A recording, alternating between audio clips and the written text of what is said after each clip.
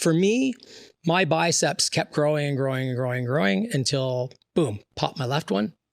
And then 2 years later, boom, popped my right one. Biomechanics were totally off, and I could never, ever get my biceps to actually be the same as they were before. So in my eyes, really, you know, the neural components can be trained. They can be trained quite well. If we have injury, we can train out of them.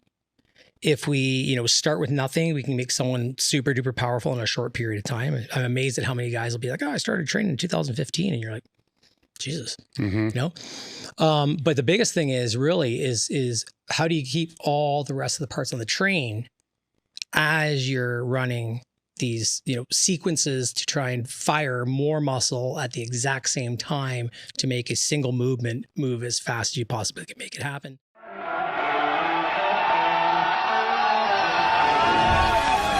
It's time to sit down, keep it real, and cut the bullshit. Welcome to Table Talk. All right, guys, we're back with another episode of Table Talk. Today, my guest is Dr. Dwyane Jackson. I'm going to break down your Jackson. I'm not Jackson. The Rock. Typo. Very common one. Dr. Dwyane Jackson. Got it. Sorry about that. No sweat. That actually happened 3 times on the way here. Oh, did it really? Yeah, it always happens all the Did it time. really? At the airport. It's probably like an doing autocorrect because of the Rock. Yeah, are you the autocorrects Rock? everything. Yeah, exactly. So with your introduction, I'm going to break this down into a physical domain, educational domain, and work domain. Yeah. Right? So the physical domain, you former professional motocross, Yep. right? Did that for years.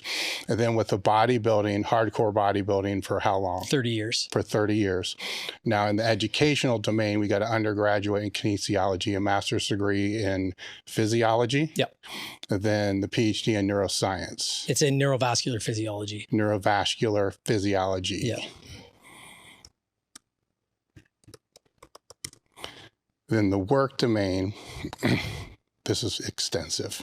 So I'm going to try to keep this as short. Yeah, and make it short because it's like... Yeah, so professor, right? Postdoctoral research fellow in cardiovascular physiology. Yep. And focusing on neurocontrol mechanisms. Yep. And then the research, cardiovascular and neural research, which you still do now. Yeah, that's right. Yep. And then exercise physiology and neuroscience research, consultant in fitness and sport performance, contributor and speaker. Right. So the reason I presented it this way is there's, as we've always seen through the past couple decades, if not more, there's the debates that are always between bro science and science, right? Yep. And then what's interesting with those debates is it's kind of shifted a little bit now because usually the trump card was, well, none of these guys in lab coats can do shit. But now there's a lot of people with PhDs that do have that background, strong background in the bro side of that, to where, and it's more than just like Dr. Fred Hatfield. Right. Like if we're to go back, Absolutely. there's a lot, right? And so that part of the debate is losing a lot of water. Absolutely. A lot of water, because there are the people out there that have both, right? What I'm interested in is with several of the past guests that have the educational side that strong. The educational side came about because they were the meathead first, and then just wanted to know how to either get stronger or how to cut weight for AMA or for MMA or whatever it was. So the education was always a secondary thing, myself included, but not to this degree, just a bachelor's. Like, well, I may as well get this and this because it will help my training. And that's really all I care about. Then on the other side, there's those that's what the primary focus was, but then the training was kind of like a secondary. Do you fall in either one of those groups, or are you an outlier? The part that makes me actually far different than the other guys with the PhDs, and I can actually probably say this with pretty good conviction, is that I resisted going off to university. I wanted to run my dad's machine shop. He built race car engines.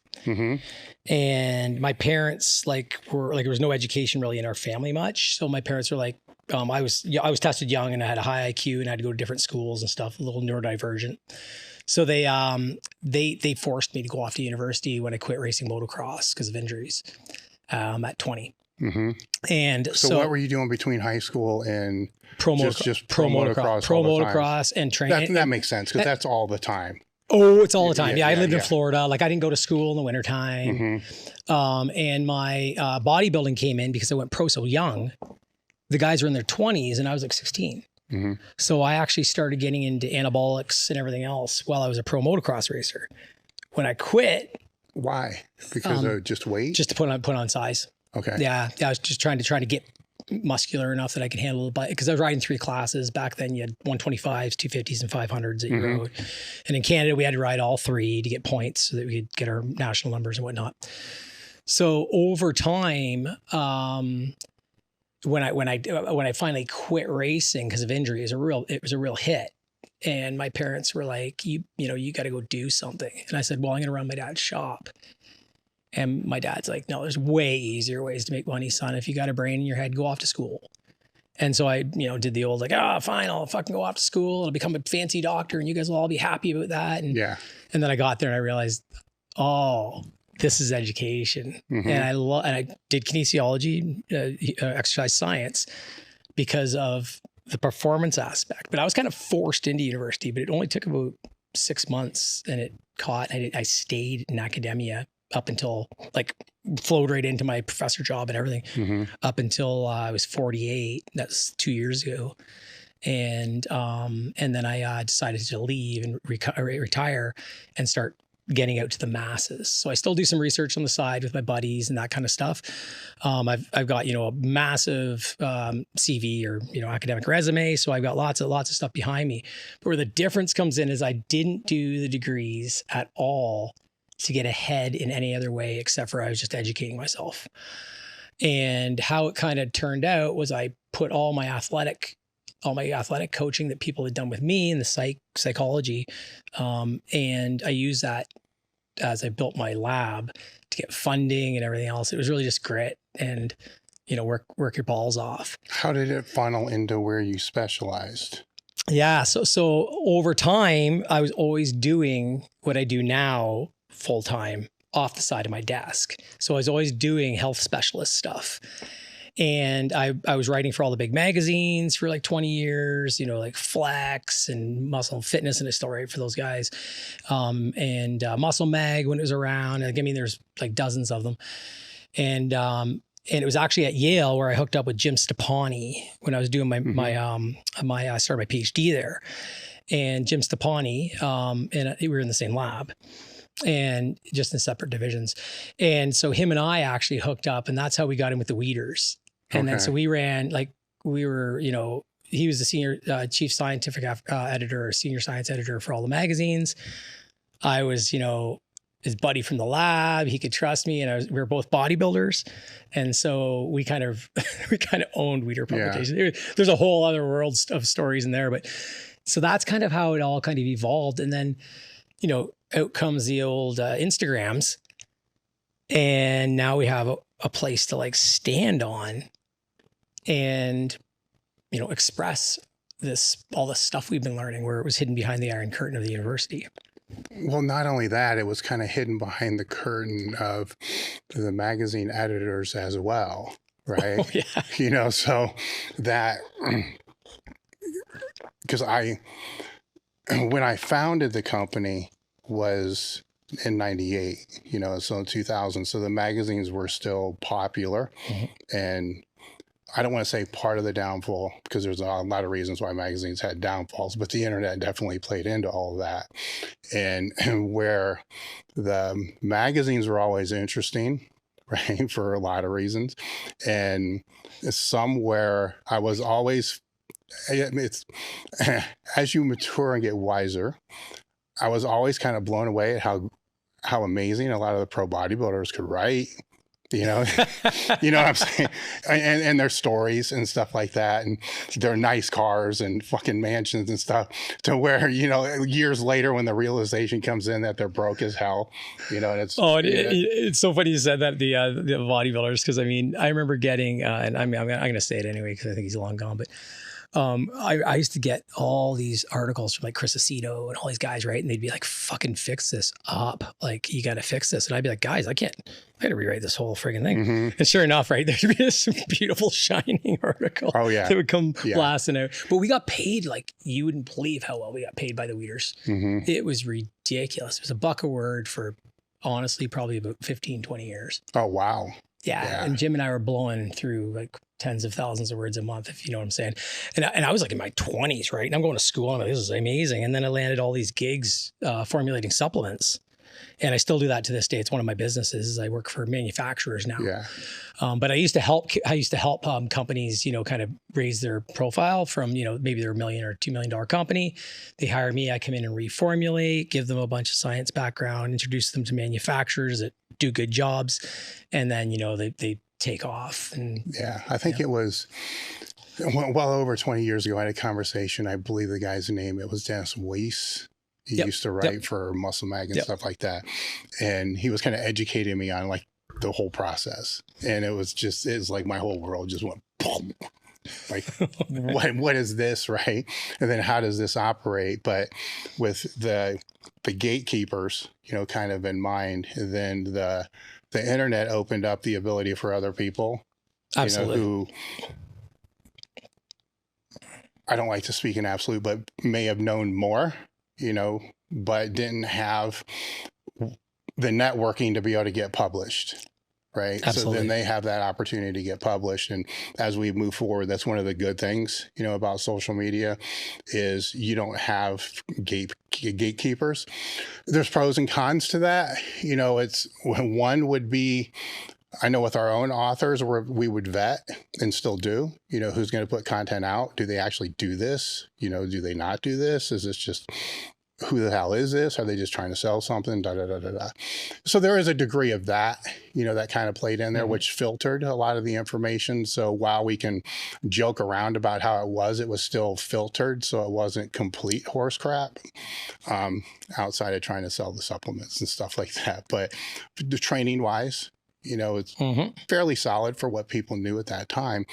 And now that's removed. So then the responsibility comes on the consumer to be able to figure out how to vet, you know, that information in there. And given those two, I think I like the responsibility on the consumer more than, you know, a gatekeeper that you just fortunately have to know somebody to be able to do that. Likewise, you know, it's really developed a real think tank, I would call it. You know, a lot of people think, you know, the charlatans out there that are, you know, putting off their thing, and then you get the super duper heavy science guys that are putting out their thing. You know, one's kind of complaining about the other, and you know, vetting one, the other one's vetting the other. What's nice about that though is it gives good debate, and that's what I missed in science, to be honest. Like my research, I was in biophysics, so I was like kind of in a really interesting department. A lot of relatively bright people, you know, developing MRIs and all these kind of things. I'm a microscopist and a surgeon, microsurgeon. So I had these special surgeries I developed when I was at Yale. And it was really neat because in that realm, it's actually not collaborative. It's all silos because everybody's fighting for the same batch of money. And so that really stifles that nice interaction because it becomes egoic interaction when you're talking to, you know, like profs or some of the, especially medical profs are some of the most egoic scientists. And that's because they're all trying to get, you know, $1 million out of that $2 million pot. And there's thousands and thousands of them. And so, you know, it's no different in the US as it is in Canada. I was educated in both areas. So it's, even that part alone, if you're not reaching out and getting out there and expressing yourself through knowledge translation, which is a big buzzword in the academic industry, then like if you're not getting it out to the masses and it's behind the Iron Curtain on PubMed, you know, it's behind some sort of paywall for the articles, and these conferences you go to, you got to be part of this elite, you know, neuroscience club. You end up with a real, for lack of a better term, it's a circle jerk. And so what you do is you go to the conference, and then someone gets up there and gives their work. And if they're famous and they've been around a while, then it's like, you know, bravo. And there were so many times where I'd get up to the mic and be like, you know, asking seriously in-depth questions. And that's when you soon realize that it's, medicine isn't doctored or anything like that. And the research is very good. But what you realize is that the conflict around money generally will dictate the behaviors within the groups and how much they can integrate their knowledge, because two heads are far better than one. Yet, we develop things really in silos. I would think that that's true across everything, though. Like if I'm to look at elite powerlifters or elite bodybuilders or any other thing, I see that same thing. And money not necessarily being the drive, is maybe that's just how we operate as humans. With that, where it becomes groupthink, where the critical thinker is the outcast. And it's always been that way. It just seems to be more that way now, because I think it's being called out more. Would you agree with that? Absolutely. Yeah, I do. And I like to think myself somewhere like in all camps, right? Yeah. So like what works really well for me, especially in the bodybuilding, powerlifting, strength sport realm, where people are pushing their physiology to the limits, which I absolutely fucking love. Like I love hopping everything up. I have fast cars, I race motorcycles. I'm lucky I made it here because I just got finished having a pretty bad back and rib injury from a downhill mountain bike accident a couple weeks ago. I love that feeling of pushing everything right to the limit, and my body shows it. And I have a kidney transplant from that. I was an open class bodybuilder. Like I'm $180 now. Yeah. But I was 260 7 or 8 years ago. And with my transplant, it's a beautiful segue into, medicine isn't not fucking bad. Like you gotta especially like if we're doing this stuff. Yeah. Yeah. We better embrace it. And yeah, you might not like your doc, but they're your tool. They're no different than going to that cabinet right there and grabbing out, your whatever you need to do your job. And it doesn't have to be nice to you. It doesn't have to smell nice. It doesn't have to do anything. You just got to put it on and go.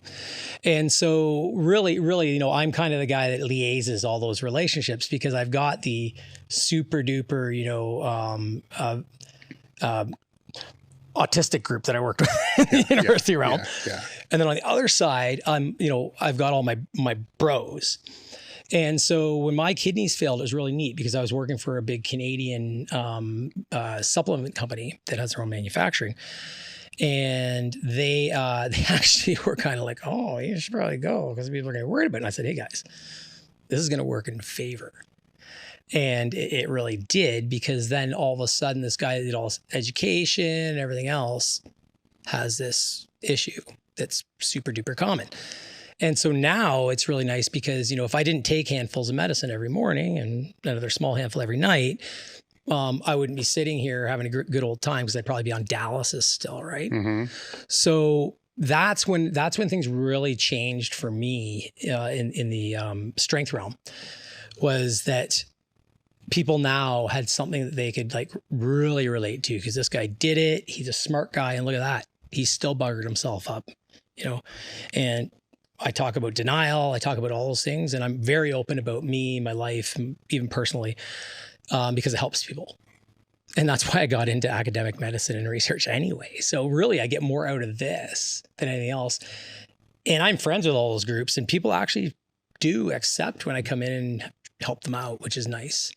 It's generally not contended. Yeah. Well, the denial is an interesting thing. We'll definitely get into that, right? Because having been in this strength sport world most of my life, 12 years I was not, that's what we're at. That's what I'm saying. Yeah. Everything else from there. And I've seen a host of issues that people have had, and how they navigate those issues, and the psychology they're playing in with themselves, then the counter, where I've always said you need enablers and realists. A lot of people just surround themselves with the enablers. And then when anything goes bad, it doesn't go bad for the reasons they think it went bad. It's genetics is like top tier, always the number one thing. Like, I'm fucked up because of that. Yeah. This would have happened anyhow. Okay, maybe, maybe. Yeah. But, what you did may have led to it happening sooner, and then kind of play through that. But I want to start with, this will be the word that I'm going to struggle with, the biophysical Biophysical Socials, say it for me. Biopsychosocial. Biopsychosocial approach to strength training, which was a topic that you sent me, which was interesting because then when I dug down into what this topic is, it's broad. It really is. It's very broad. So Yep. it covers a lot of aspects. And that's kind of where you're geeking out now and spending most of your time. So when we look into that, first off, how would you define that? Yeah. So when we look at, it doesn't matter what you put in the center of this Venn diagram, but if you look at the biology, the psychology, and the sociology of just human life, in order for us to, truly clean up our side of the street, we need to have all those in check. And you've heard all kinds of things, where it's like, oh, make sure your marriage is in check, make sure your finances, it all falls within the same thing. It's just a way of breaking it down more applicably. But basically, our biology, we're kind of already kind of stuck with that. So, did we pick our parents properly? Yeah. What are the genetic factors? But within that biology, we also have epigenetic factors that are ones like things we turn on, genes we turn on that if we didn't do X, Y, Z, or if we didn't work in a machine shop and clean our hands with Varsol, those things wouldn't be turned on. And so in the biological realm, there are all kinds of things that we can play with, supplements, right? Drugs, even down to like, trying to push in the. Are you looking to boost recovery, enhance your sex drive, and improve performance in the gym? Do you think your hormones are out of whack and you're tired of getting the runaround from your doctor? Things like your hormones are just fine, stop lifting heavy weights, et cetera, et cetera, et cetera. I know what that feels like as I've been down that road most of my life. This is why we've partnered with MER Health. MER Health is a premium telehealth platform that specializes in hormone optimization and preventative medicine, ensuring a better quality of life. MER Health offers a table talk panel tailored for our listeners, featuring comprehensive tests like total and free testosterone, sensitive estradiol, and advanced markers like lipoprotein A and IGF-1. These comprehensive panels of up to 84 carefully selected biomarkers allow you to identify areas of enhancement and maximize your physical, cognitive, and sexual performance. It's much different than the panels you may get from your doctor. Choose between self-service options where you can select lab panels based upon decades of experience, or opt for guided optimization with your own health coach. Start with a detailed breakdown of your labs and receive personalized treatment options, both over the counter and prescription. Visit merrickhealth.com/tabletalk and use the code TABLETALK to get 10% off your first order. MER Health isn't just about better health, it's about empowering you to take control of your well-being.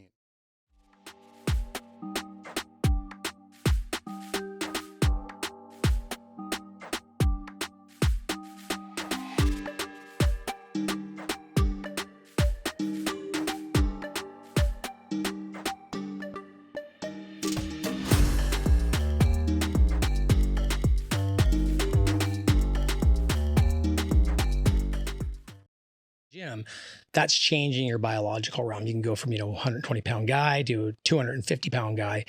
And there's a lot that changes within that. So it's very dynamic. The psychology and the sociology part of it also interact with this Venn diagram. So picture like 3 circles. Well, let me back you up to the bio. Yeah.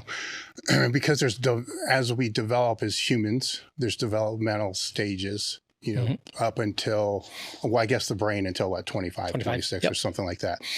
So if those, I get these messed up a lot. I should probably take notes on what it was. I used to know these like off the hat, right? Like cardiovascular limits are developed very, very young, right? That's right. Yep. And then explosive strength kind of comes, I think, around the teens or something like that. And visual acuity is going to come somewhere in there. Yep. So kids playing, more or less, is what's going to kind of cover all those bases. So with that being compromised, and I don't want to say with everybody, otherwise we'd have no pro athletes now at all, right? Or top amateur athletes. So it's not being compromised with everybody, but it's being compromised with most. Then with when you're looking at this from that broad sense, how much of that can actually change from that base that is developed, right? So we'll make two assumptions here. The base was developed in early childhood and the base wasn't developed in early childhood, right? So explosive strength is a good example I like to put out there just because I've had so much pushback on the dynamic effort method, right? Yep. To where you can't build explosive strength after X age. And let's just assume that's true. You can lose it. We all know that. So would the training just maintain it? You know, which would be that kind of counter to what that would be.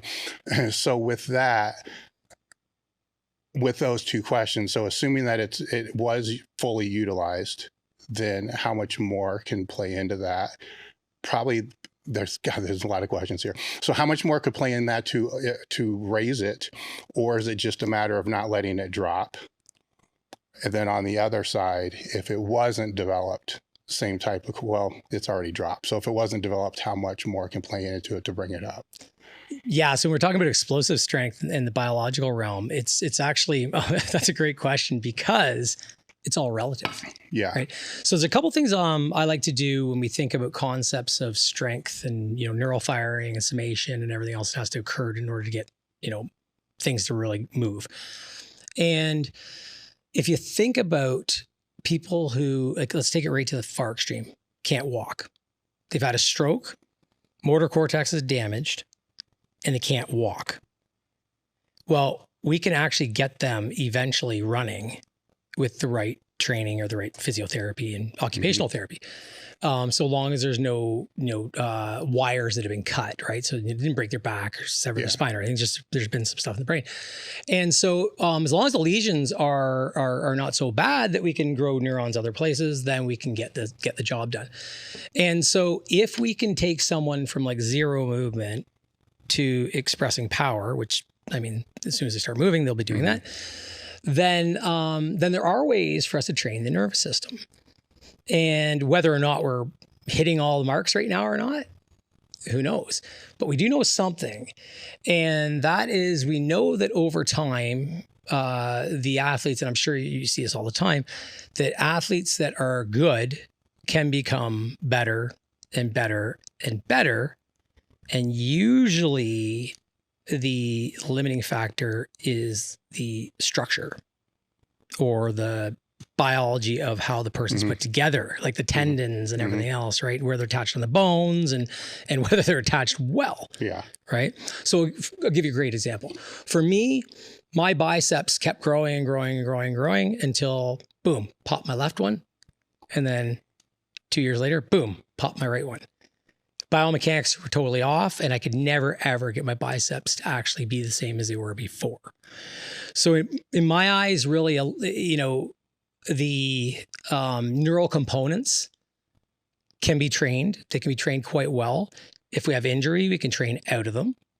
If we, start with nothing, we can make someone super duper powerful in a short period of time. I'm amazed at how many guys will be like, oh, I started training in 2015. And you're like, Jesus, but the biggest thing is really is how do you keep all the rest of the parts on the train as you're running these, sequences to try and fire more muscle at the exact same time to make a single movement move as fast as you possibly can make it happen at a very, very high resistance.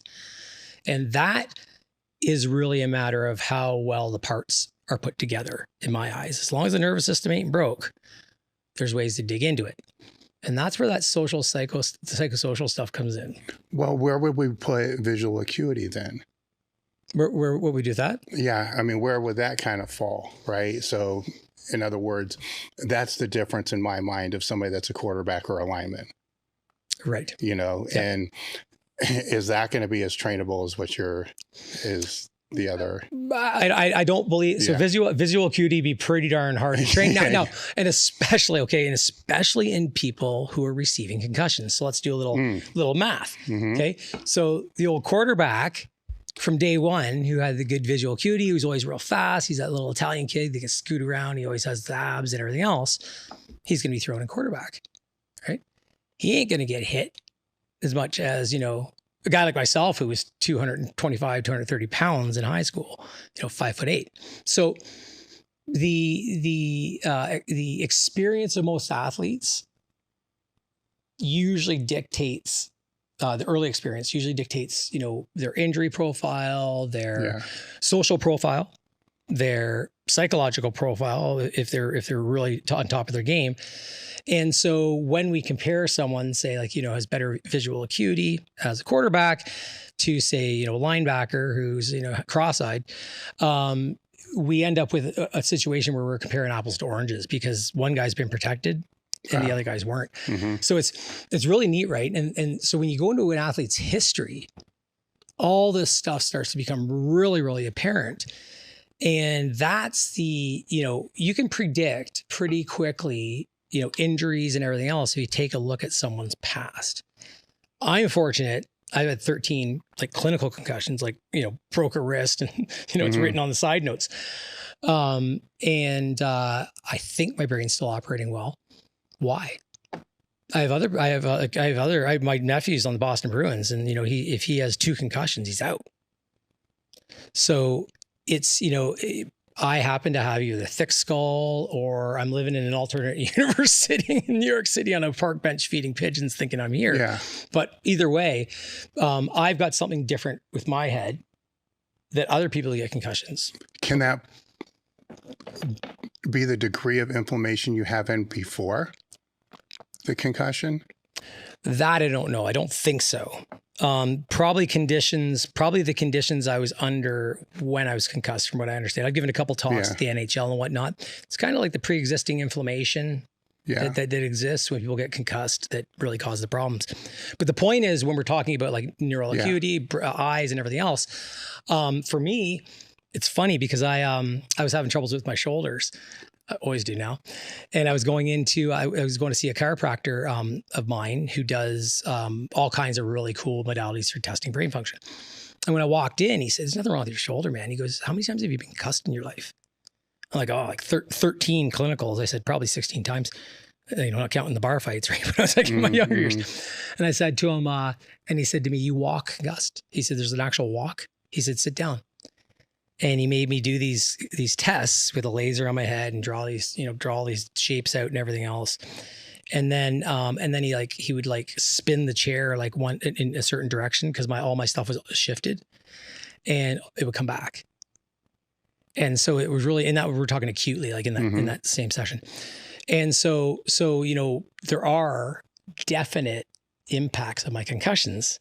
I just haven't found the phenotype hasn't been expressed because as I get older, I'm altering the way I do things subconsciously so that those things don't raise their head.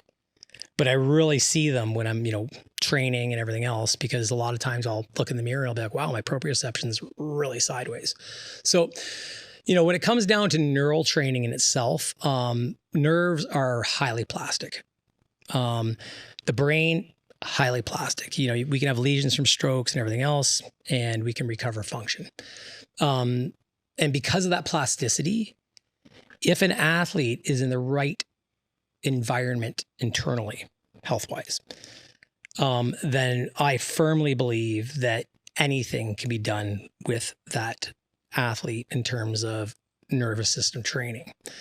Where the problem is, most times, is there's so much inflammation now, and we're so privy to it that it's really difficult for an unhealthy body to make those maneuvers when it's trying to fight other aspects of, repair. Mm-hmm.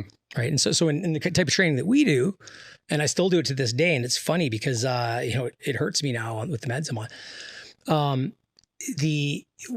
In this realm, we're constantly in a state of repair, right? Yeah. As soon as we're ready to go back training, or probably not even ready, we're hitting it again. And so, the body, if it was a philosophical entity, it has to make a decision on what part to repair. And so it's really hard to develop and push the needle forward on something that you need better when everything else around it is under the microscope of the body to take care of. Mm-hmm. And that's why, you know, my big thing now is off-season athletes, a lot of bodybuilders, like at the, you know, highest level, Arnold Classic winners and Olympia guys, top 10 Olympia guys, they come to me in the off-season, which is the most important part, I've always said to them. Yeah. Because that's when we get the body cleaned up in all ways, so that when we go back to applying the bodybuilding concepts and the stuff that's involved there, that we can then push the needle even further with less injury and less stuff. All right. So if I'm to reduce that to a simple example, it would be akin to if you're drinking a lot of alcohol before you go to bed, your body has to clear the toxins or recover. And it's going to try to do both, right? But clearing the toxins is going to take a higher priority, right? So if we expand that out to what you just said, you know, more on a microbiological base, yeah, it's got to take care of all the things that are messed up, right? From shit they're eating, toxins or whatever it's going to be, which is going to compromise their ability to be able to recover. If they clean those things up, their ability to recover is going to be enhanced. Ability to recover, increased performance. You got it. Perfect. Yeah. And it's really kind of, you know, when you say it, it's like, yeah, that's simple. But then take a look at practice, right? And we really don't follow those tenets. And, you know, so some, you know, everything from gut inflammation and poor digestion, you know, right through to severe overtraining, which in my world, you know, I tend to think it's more of a dietary problem when we overtrain. You know, if we can feed the machine and get the stuff in, then overtraining is hard. But when we're dieting, it's really easy to overtrain. And if we're not assimilating the nutrients that we want to get, and if our diets aren't robust enough to support those bodily systems and keep them all working well, then we're going to have some compromise on muscle growth, strength, whatever it is that you're trying to achieve. And so really, you know, my saying is healthy bodies build more muscle. And it was funny when I first started with that, because people were laughing and saying like, you know, well, look at so-and-so, look at so-and-so. But the thing is like, and Neil Hill, I don't know if you know Neil Hill, but he, you know, him and I are buddies, and we talked about this years ago. It's like the bodybuilders really haven't got better since the 90s. And that's not because, you know, I was a 90s bodybuilder and all that kind of shit. I love bodybuilding. I love pushing the needle. But they haven't really got, like, we haven't, you know, with everything we have available to us now and all the knowledge, it's not that much crazier, if it is at all, right? Different look, but, you know. And so really, you know, we should be able to push this envelope real far. And the one thing that's common in at least bodybuilding, and I've seen a lot in powerlifting too, is that the diet part really kind of becomes secondary, especially in the off season, which is really fucked up, because that's the foundation of your training. Like, you don't eat, you can't train. Yeah. Right. And so and you won't develop. And so really at the end of the day, it comes down to trying to keep all the controllables under control. And whether or not, you know, we talked at the beginning when people are saying, oh, well, that's my predisposition because my parents had it. If you take that viewpoint, then really you're going to be following the path of your parents. If, you know, if they had a heart attack or anything else, that's not acceptable. And so when we clean up all of those biological factors that we can, right? And we remove anything that turn on genes that are deleterious or going to cause us health issues, epigenetics, then now we're in a position that we can let the body develop instead of just repair itself. And when we do that, you find the athlete has a longer time in sport, which is a big thing for guys like ourselves, right? And all the young guys are on their way. Yeah. Right. And so we have longer times in that career, but we also progress consistently throughout the career. And that's you know, that's kind of what we all want, is to be able to, like, you know, no injuries, keep on increasing, you know, performance. Obviously injuries are going to come. Those are, you know. Well, history kind of shows as a strength athlete, time matters, right? The longer you're in it, the better it's going to be to a point, right? Yep. And I think everybody knows that. And I don't think the argument people have is, you know, the athletes today want everything right now. And I kind of question a lot when I hear that, because I'll go back to when I was 20. I wanted everything right now too, and took actions, negative or positive, to be able to get that. So I don't think that mindset's any different. It's not, with that. No. When you get older, you just decide that like, oh, those young generation guys, they're not, they're not doing like us, like, no, they're just. Well, I don't think they don't take the time to reflect on back to how they were mentally at that point, which will kind of segue into the psychological factors, because and I agree, the off season is the most important for any strength athlete. That's when you're bringing up weakness. That's when a bodybuilder's hiding for a show. It's Kevin Levrone, maybe. I mean, some people can add muscle, but the off season is going to be the most important. And some factors I think that can play into that becoming less prioritized is they're so single mindset, on whatever that show or whatever it's going to be. And then after that's over, it's just like, oh, fuck, mental crash because of that. PEDs may come out, so there's other factors there. So now we're dealing with a psychological game, maybe a chemistry game, but a chemistry game, but a psychological game that's kind of playing into this as well, which is leading into that second topic that falls under this main umbrella with that psychological aspect. So that's just one example of that, which is very narrow, but how would you define that? Yeah. So the psychological aspect is, so the psychosocial aspects of this, cascade, are the most important. Yes. Well, aren't those two different things though? Well, these are an overlapping Venn diagram, right? Yeah. So biology overlaps, psychology overlaps social. And then in the middle of all that, you can put what you want. You can health, you could put strength, you can put performance. Generally it's a health model. You could put mental health. But the point is that, we know what our biology is. We tend to, and especially now with, places like MER and stuff like that, where we can get our labs done and quickly and easily. So we know kind of like where we're sitting in the health realm. We got a good idea of that. Psychologically though, it's a little more tricky, because when we talk about the psyche, it's really hard not to talk about the social part of it, because when we talk about locking ourselves in the dungeon for 20 weeks, 24 weeks, and it's just a short period of time, you're pretty antisocial. If we're talking about bodybuilding, it's social because everybody understands you, who's in your wolf pack. Yeah. Right. But it's outside of that, it's actually not really social at all. I think many antisocial people gravitate towards these sports. Well, this is where this is where the biopsychosocial stuff becomes really interesting, right? Because what you end up with is there's reasons for the person being in the sport, right? For me, I was a fat kid. Grade 4, I started getting the shit kicked out of me till about grade 8 or 9. Said, screw this. I was like 13 years old, started bodybuilding, got Arnold's Encyclopedia of Bodybuilding, and I just followed that thing like it was a Bible. But I got there from being beat up. Right. And then when I got big, through high school, I became like this vigilante thug. So my whole social character changed. Well, could you bring that back even to why you chose motocross? Yeah. Right. Yeah. Even more so. Right. And so let's put ourselves now we're going to spend every day on this motorcycle by ourselves. Yes. And we're going to go to the races with a bunch of rich farmers. And you can't hear anything. You can't hear anything. And it was really funny because I actually did dive deep into this, and I have real trouble, or did when I was younger, being present. My mom was constantly saying, smell the roses, son, make sure you smell the roses. Always focused on like being the best at everything. It turned out I had perfectionism.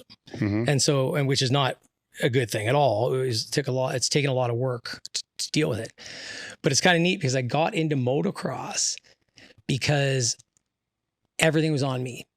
Yeah. But you're also forced to be in the present. In a race. That's what I was going to say. And what was neat about it is, and I didn't realize this, you're brilliant, Tate, by the way. I was fucking like, when I quit, I went haywire. And it was because my meditation went away, because you can't take your eyes off the track when you're doing 70 miles an hour around it. Or if you're in a stadium going off these massive doubles and triple jumps. And so that was probably why I was in it, to be honest. And I found the same thing with power training. And because I have to sit, visualize, be right there with the bar. And I would do all these techniques that we, so when I was at University of Ottawa, we had this guy named Terry Orlick, who was a big Olympic sports psychologist. And so he was our professor for several years. And it was really cool because I started applying some of his, stuff, just, presence and all that kind of thing. And I could not believe how much it changed everything. And it gave me that feeling like I had when I was racing bikes. Where the problem is that I'm a big dopamine chaser. So my whole life has been, beating up my body. Well, it's the similarity between being on the bike and the gym would be those super hard sets. Because in those super hard sets, it is a meditative state. Oh, yeah. Right. But not all sets. And not all the time in the gym, right? So it's, I'm wondering, because how long would some of these races last? Oh, like a national would be, up to like 50 minutes. So 50 minutes, boom, boom, boom, right in that state. Yeah. Then you're in intermittent states if you're in the gym. That's right. Right? Yeah. Because there's little hits, here and here and here. Yeah. And we could debate if those little hits are even productive, for the strength training. Yeah, right. Right. But it's what I call that void state. It's a lot of the reason why a lot of people do these things, with that, which can be destructive or constructive if you understand it. Right. So it's the trick is to be able to understand it, which I don't think you do until you get older. Well, that's the problem, until it starts to get taken away, really. Because when it starts to get taken away, your identity is kind of locked into that. Then you're like, who the fuck am I? And then you start chasing different things to be able to find that same high, from that. Then at some point in time, you got to come to the realization that I got to figure this out. Right. So and we'll get into this a little deeper later, but in that though, we're going to lead into the next aspect. When your friend group then becomes people that are chasing the same things, so then here comes the the social factors. Absolutely. Right. And the social factors contributed as well, because why did you end up in, an introverted sport? Well, the social factors to be able to push into there. So dig into that a little bit for me. Yeah, it's funny because I've dug in. For years I've tried to dig into like why individual sports are the only thing I've ever enjoyed. Like I played hockey like every kid, and say, it's not my thing. And my family's a hockey family. Like I said, my nephew's on the Boston Bruins. I am it's really funny. So I am an introvert, but no one would ever know that. But I am very introverted. My mother, when I was younger, knew this, and she put me in theater stuff. Mm-hmm. And so I was like in grade 6 singing in a freaking tunic, which is like a mini dress with a pair of leotards on, to like Gilbert and Sullivan songs, and in front of crowds. And I really, really, I love that my mom did that, because I love being in front of a crowd, but my body doesn't tell me that. Yeah. It's a disconnect. And so I would always gravitate to sports where it was all on me, and then I didn't owe anybody anything in it. Mm-hmm. And I've always believed that I can do anything, which is really fortunate that I had that belief, because then that was always what drove me on my own. Because I thought, well, if I had anybody else in here, this whole effort's going to get diluted. Yeah. Right. Even in school projects. Right. And so that's how I got into motocross, because I loved the loner aspect of it. And motocross isn't a friendly place in the pits. Like you're not out like, eating hot dogs with your buddies. Right. Well, I mean, obviously, right? Because you're dealing with younger kids, antisocial behavior. I think they're going to be like, hey, bud, what's up? Right. Yeah. You're more like, I'm going to kick your ass out there. Right. And it's no holds barred in motocross. So you can do whatever you want on the track, as long as it's not like, outright blatantly. So really, for me, the individuality of everything in my life, like if you look at, I run my own companies on my own, I got 7 of them. I got people helping me, but it really boils down to like control and the individual that believes in himself, but doesn't trust that anybody else can bring anything else to the table on that, which is not what I believe outwardly. It's just my behaviors show it. Yeah. I see it all the time, right? So then it becomes a struggle if you're the leader of that organization to be able to always self-check. That's right. Yes. And you got to be able to have some good insight. Yep. And this happens in academia. Like, I mean, academia is the same thing, right? Well, it's what we were talking about earlier. Yeah. You develop the little cliques that kind of move up through, and it becomes, a circle jerk. It's just a circle. Yeah, exactly. Everybody's supporting each other. And I mean, we see that also in our own realm, right? The different teams and the different gyms, even, different supplement companies, you'll get disciples that'll actually really believe hard and drive that. I've never been that guy either. Like, I have no problem, working with everybody and moving all over the place, just because, I believe that, education and sharing of knowledge is just really important for it to be ubiquitous and for everybody to get lots of it. Yes. Well, and everybody should be, right? Because and I do know, and I'm sure you do as well, people that don't want to share their secrets because, they don't want to have that person beat them, or it's shallow because you're making the assumption that people are going to take your information and actually use it. Yeah. There's an art behind all this stuff we do too, right? Yeah, yes. Yeah. So, well, I mean, how many books have you read that you actually use something out of it? Right. Some, right. But that becomes a small percentage, of everything that you've actually read, so by sharing that information, it's making you understand it better. Right. So from the selfish perspective, you can share things, and then as you're sharing them, sometimes you'll think, ooh, wait, is that really what I think? Or is that just what I've regurgitated over and over again, and pause? Or you may be sharing something and think, how could I look at this from a completely different angle, just to turn it on its head, just as a thought exercise, to be able to see. And then, but that still makes you better skilled at your craft. Absolutely. Yeah, it is self-serving. Which isn't going to happen with the majority of the people that are going to absorb the information. Absolutely. Yeah. Yeah. Yeah. And it takes a unique person to, a little more enlightened person to be able to look inward. When I was 20 years old, I had real trouble looking inward. I had my set values and set things, and I did my thing. But as you get older, it's nice to be able to look inward and make course corrections.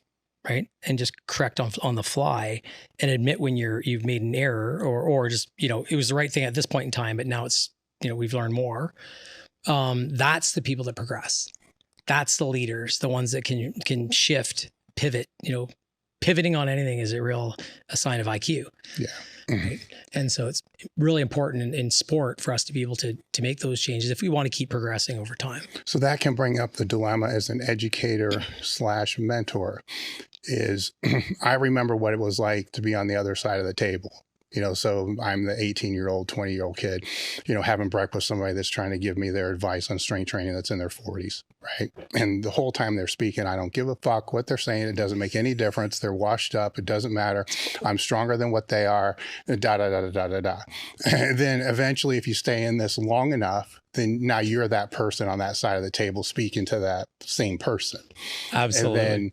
And that's where it went back to where I was saying earlier, you got to remember what it's like to be that other person, because you're not going to get your thought across in the way that the odd thing about this, and maybe it's a social type of thing, the way we first go about trying to do this is the same way that somebody tried to do it to us unsuccessfly. Absolutely.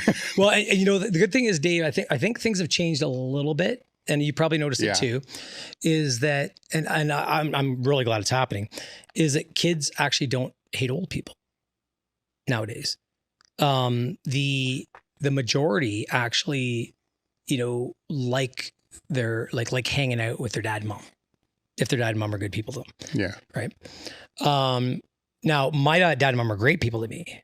But because of all the messaging that was around with all the music and everything else, it was like, get the hell out of your house as soon as possible, because your dad's going to have you either cutting the lawn, cleaning the garage, or doing some frickin' thing that's going to be very aggressive and a little bit not as fun as if you just get out. Yeah.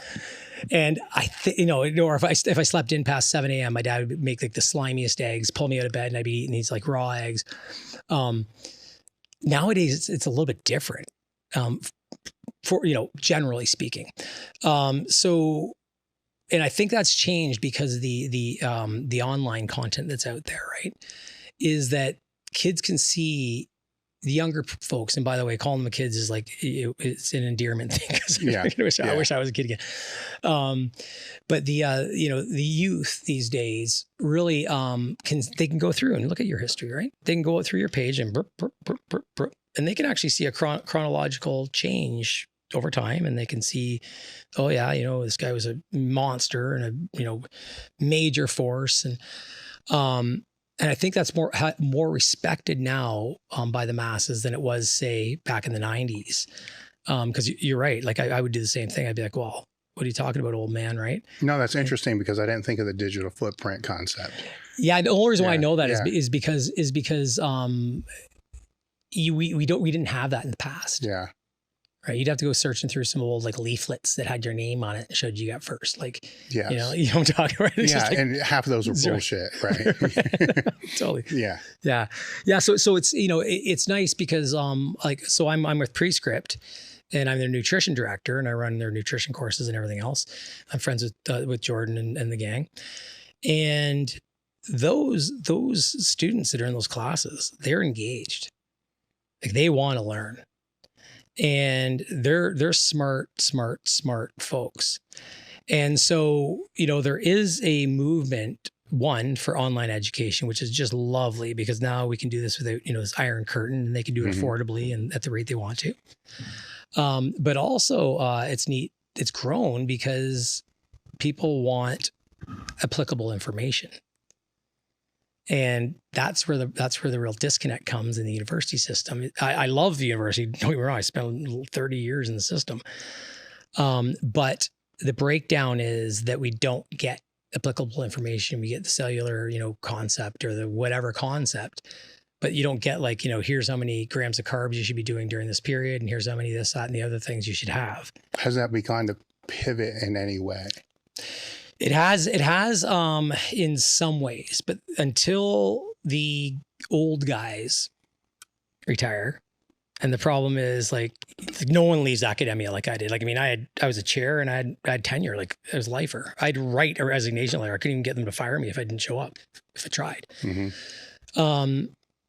The old guys will stay there till they're 70, 80 years old. And they push the same lectures, the same mandates, the same everything within, the period of their career. And the biggest, and these are at the big schools, right? Where the actual academic knowledge is really, really good in our world, right? In the exercise realm, is in these state schools and stuff that we have across the US. Because the people that are in there are passionate about what they do. They're generally speaking, I'm sure a lot of them be like, oh, I don't know, I'm pretty pressured, but they're generally not as pressured for huge funding like you are in a massive institution where you're studying medicine or something like that. And so they can actually have a little more freedom in how they study their passion. And they're allowed to have an online presence. And so 2018, like the university was all over me for being online, all over me. In fact, when I had my transplant, I got a letter from the dean saying, "Dear Dr. Jackson, we were very surprised to see that you had a kidney transplant over the weekend. We should have been notified of this," and blah, blah, blah, blah. I was like, how the fuck are you notified? I was only in the hospital 4 days. I went in on Thursday and I was out by Monday, because they control it. Yeah. Right. So the knowledge, how it gets out and everything else gets controlled. So really, really nowadays is like things are changing. And as the younger guard takes out the older guard, I think we'll see the universities really evolve because they'll be running them. Right. No, I didn't think about that aspect either. Because years ago, we saw that in professional sports, to where a lot of the pro athletes would not have, Instagram or anything like that. Or if they did, it was handled by their PR manager or publicist or whoever it was going to be. But they probably didn't have really anything to begin with from the jump. But if they're coming in, they already have, something to begin with, then it's going to be hard, to control that. That's right. Right. Yep. Because it's there and it's a changing of the guard. That's right. I guess. Yep. So it's going to be interesting to see how that works its way through, that educational system because of that tenure and how long people stay in there. Sometimes you can miss a whole demographic.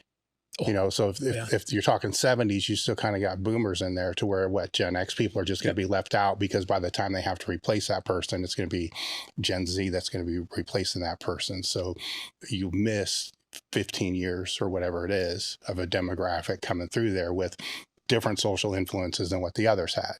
Absolutely. Yeah. And the biggest thing I can say to everybody out here, especially us guys, as you get into your 40s, push into your 50s, is that listen to the youth, because they are the future. Mm-hmm. And so like when I was, throughout my career in academia, it was like, first it was, oh, here come the millennials.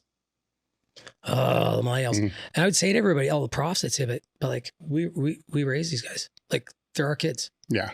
So the freaking millennials are. Like, they're your kids. I didn't have kids at the time. And then it's like, so wouldn't it be smart to actually support them? Because these are your people. Yeah. But it doesn't happen, right? Mm-hmm. But the people that do, the people that listen to the youth and respond appropriately with, changing delivery or whatever it is that they need to do to get their point to the youth, it actually gets across.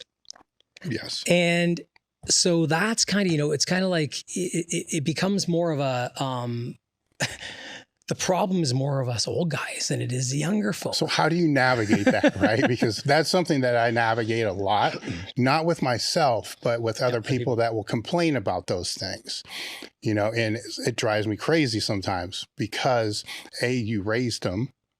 So I mean, if you're going to be pointing fingers, right? The story about your parents standing in a mirror, and secondly, they're still going to grow. Mm-hmm. No matter what. So if you don't like the delivery mechanism or the education mechanism they want to learn from, then that's kind of on you. It's not on them, because the way that you learned was different than the people who came before you learned, and they had to adapt to how you were going to be able to. Me, it's just weird. How it all kind of plays out. And it's even more weird, being in social groups to where they're bitching about it. And it's like, What the fuck do you think? In one aspect, you're bitching about how this group is so entitled. But in the same breath, you're so fucking entitled that you can't change what they're doing. You know what I'm saying? Like, what the fuck? Like, but you earned the entitlement because you're old. Actually, more so, because you should know better, right? Yeah. It's like maybe one's accidental entitlement, right? Because they don't know any better, but you know better, right? So then what the hell is that? That's something even worse than entitlement. And so how do you navigate those conversations? Because I know that you end up in them. It's funny, actually. I usually flip. I always say, let's flip that over. I said, what if we flipped her over instead of fighting the system that dinosaurs will die, and you're 30 years older than these people that are entitled. If you flip that over and look at it and you say, okay, so I'm on my way out, and I'm all worried about legacy, because a lot of these guys are legacy guys. Mm-hmm. I'm all worried about legacy, and I want my legacy to prevail because this is the way we did it back in 1976, and I want this to stay the same. And usually what I'll say to them is like, but the problem is like the moment you're out, there's going to be like, let's use academia again as an example. The moment you die in academia, what they do is and this happens a lot of guys die in their office. I've had like 5 or 6 colleagues die in their office. What they do is they put an obituary kind of thing on the front page of your department for 2 days. And then your office instantly gets cleaned out and painted. And then there's a person that's been waiting to get that office, sitting in someone else's office or in their lap, and they move in. And then next year, no one even knows you existed. Mm-hmm. Because the new cohort coming through, they're going to take your first year yada yada class. So legacy, how do you create it? Implant it into the people that are coming up. Be young, live young, enjoy being young. When you're 50, you're not old yet, right? Yeah. And you're still living your life with the same brain that you had when you're younger. And all the things that you enjoy are still there. You may not be able to express them as much, but they're still there. So really, you're just pissed off when you're not letting the youth come up and be the voice. You're just pissed off because you're not there anymore, and that's the wrong way to mentor. That's not mentorship. That's bullshit. So yes, yeah, but it's common. oh, it's more Right. common than not. And It's the rule. It's Yes. not the exception. Yeah. Yeah. I want to go into a little bit deeper the psychology of elite performance. So we'll take the psychology aspect and then break that down into what factors make that up, and then what factors separate, let's just say high achievers from non-high achievers. And I don't want to have that being titles and stuff like that, because genetics are going to be involved in all that, right? Psychology and genetics. Psychology is not going to change genetics, to the best of my knowledge. Yeah. We'll talk about it. Yeah. But the reason I take that out is because everybody's basically, at the end of the day, I mean, there are titles, right? And they matter to the people that are chasing those. Sometimes that kind of gets forgotten too. That does matter to those people, but not everybody's going to be able to have that capacity to be that. But everybody has the capacity to go further than what they think they can, right? Absolutely. It's always another gear. Yes. Yeah. So the psychology kind of plays into that. So how do you break that down? Yeah. So the basically, so for myself, I was self-driven. Somewhere down the line, something made me drive. Maybe it was getting the shit kicked out of me in grade 4, like I was mentioning, or whatever, but something made me really self-driven to the point now where I just can't shut my brain off. I just use it. And so when we're talking about the psyche and we're talking about, trying to get the person in the right mind state to be able to be, a champion, a lot of times, people come to you, you'll be able to see it right away when you talk to them, depends on where their locus of control is. And that's the first thing to get under control, I believe, in anybody, is to get them to have an internal locus of control as opposed to an external locus of control. What do you mean by that? Yeah. So with an internal locus of control, you believe that you make things happen. With an external locus of control, you believe that things happen to you. Okay. So now you can kind of put that in context, right? Oh, I would have if this, set of unfortunate events happen, right? And the key to mindset is right off the bat is to get that internal locus of control. Own your shit, right? When you've done the wrong thing and led to injury, probably the exact frickin' day you did it. So just own it. Shit happens. And once you have someone that can own their shit, then you have someone that's highly trainable. And this is where that psychosocial biology stuff all start to intertwine. Because if you don't, and by the way, they're all dynamic, right? They're all moving all the time. You got shit that comes from the outside, a parent die or whatever else happens. That's going to change your psyche and your social life. And then that's going to change how you operate. Maybe you'll gain some weight and lose some strength. Your biology starts shifting. And so the people that come to you when they take an internal locus of control and don't think that things are happening to them independently of all the other shit that's happened to everybody else, as soon as you can get to do that, then they can reflect. And once you have an athlete that can reflect, then you can start optimizing their psychology and their social life. And for me in pro motocross, it was funny because I think back to when I raced, and you're racing 6 motos a day. So you're basically getting off one bike, your dad's holding the next one, you run out to the line, next moto's out and you're next, and you get on the bike, you do it again. Wash, rinse, repeat. I fucking don't think I actually loved racing motocross, actually racing them. I loved the feeling that I had doing it and when it was over. And it was kind of like gambling, because I was kind of like, am I going to get hurt or not? And at the end of the day, if I got, 4 first place and a couple of seconds, and then ended up, coming home with just a couple of bruised knees, that was a fucking good day. And my next races were going to be good, and they're going to be good after that. But the one thing that I always did when I got injured was owned it, because I always rode a little on the edge. And so every time I got injured, I was like, sweet, now I can pick up my social life, because I have no fucking social life. I'm traveling everywhere all the time to race. And so I remember when I was 19, I broke my collarbone, literally the day before I turned 19. And it was the best thing ever, because then I got to go to the strippers and drink and do all the things that all my friends did, because I knew I had at least 3 or 4 weeks before I could ride again. And if you don't take that internal locus of control where you're like, okay, shit happens, let's just pivot, then you end up wallowing in that sorrow of those injuries or anything else. And this kind of way of life will benefit you, throughout your career as an athlete, but also as you fall out of being an athlete. Well, from a, I guess, physiological standpoint, or that's setting their baseline, right? Mm-hmm. So this is interesting because when people will talk about the psychology, usually where they want to go to is, motivation, drive, what do they need to, how do they get psyched up for a lift, X, Y, Z, discipline and all that. But when you peel it all back, that baseline, it needs to be established. And if that baseline is based upon external factors, then do you really have a baseline? 100%. Right. Absolutely. Where if that's internal, then there's a baseline because there will be anxiety, there will be depression, there's good days, there's bad days, there are injuries. But if that baseline exists, then you have something to work from to be able to have more drive, less drive, rest. Does that recap kind of what you're saying? 100%. If in a real good way to kind of give an example is that the calm, cool athlete's the one that everybody wants to be, that goes out, doesn't say a word, gets up, does their lift, breaks a record, sits back down.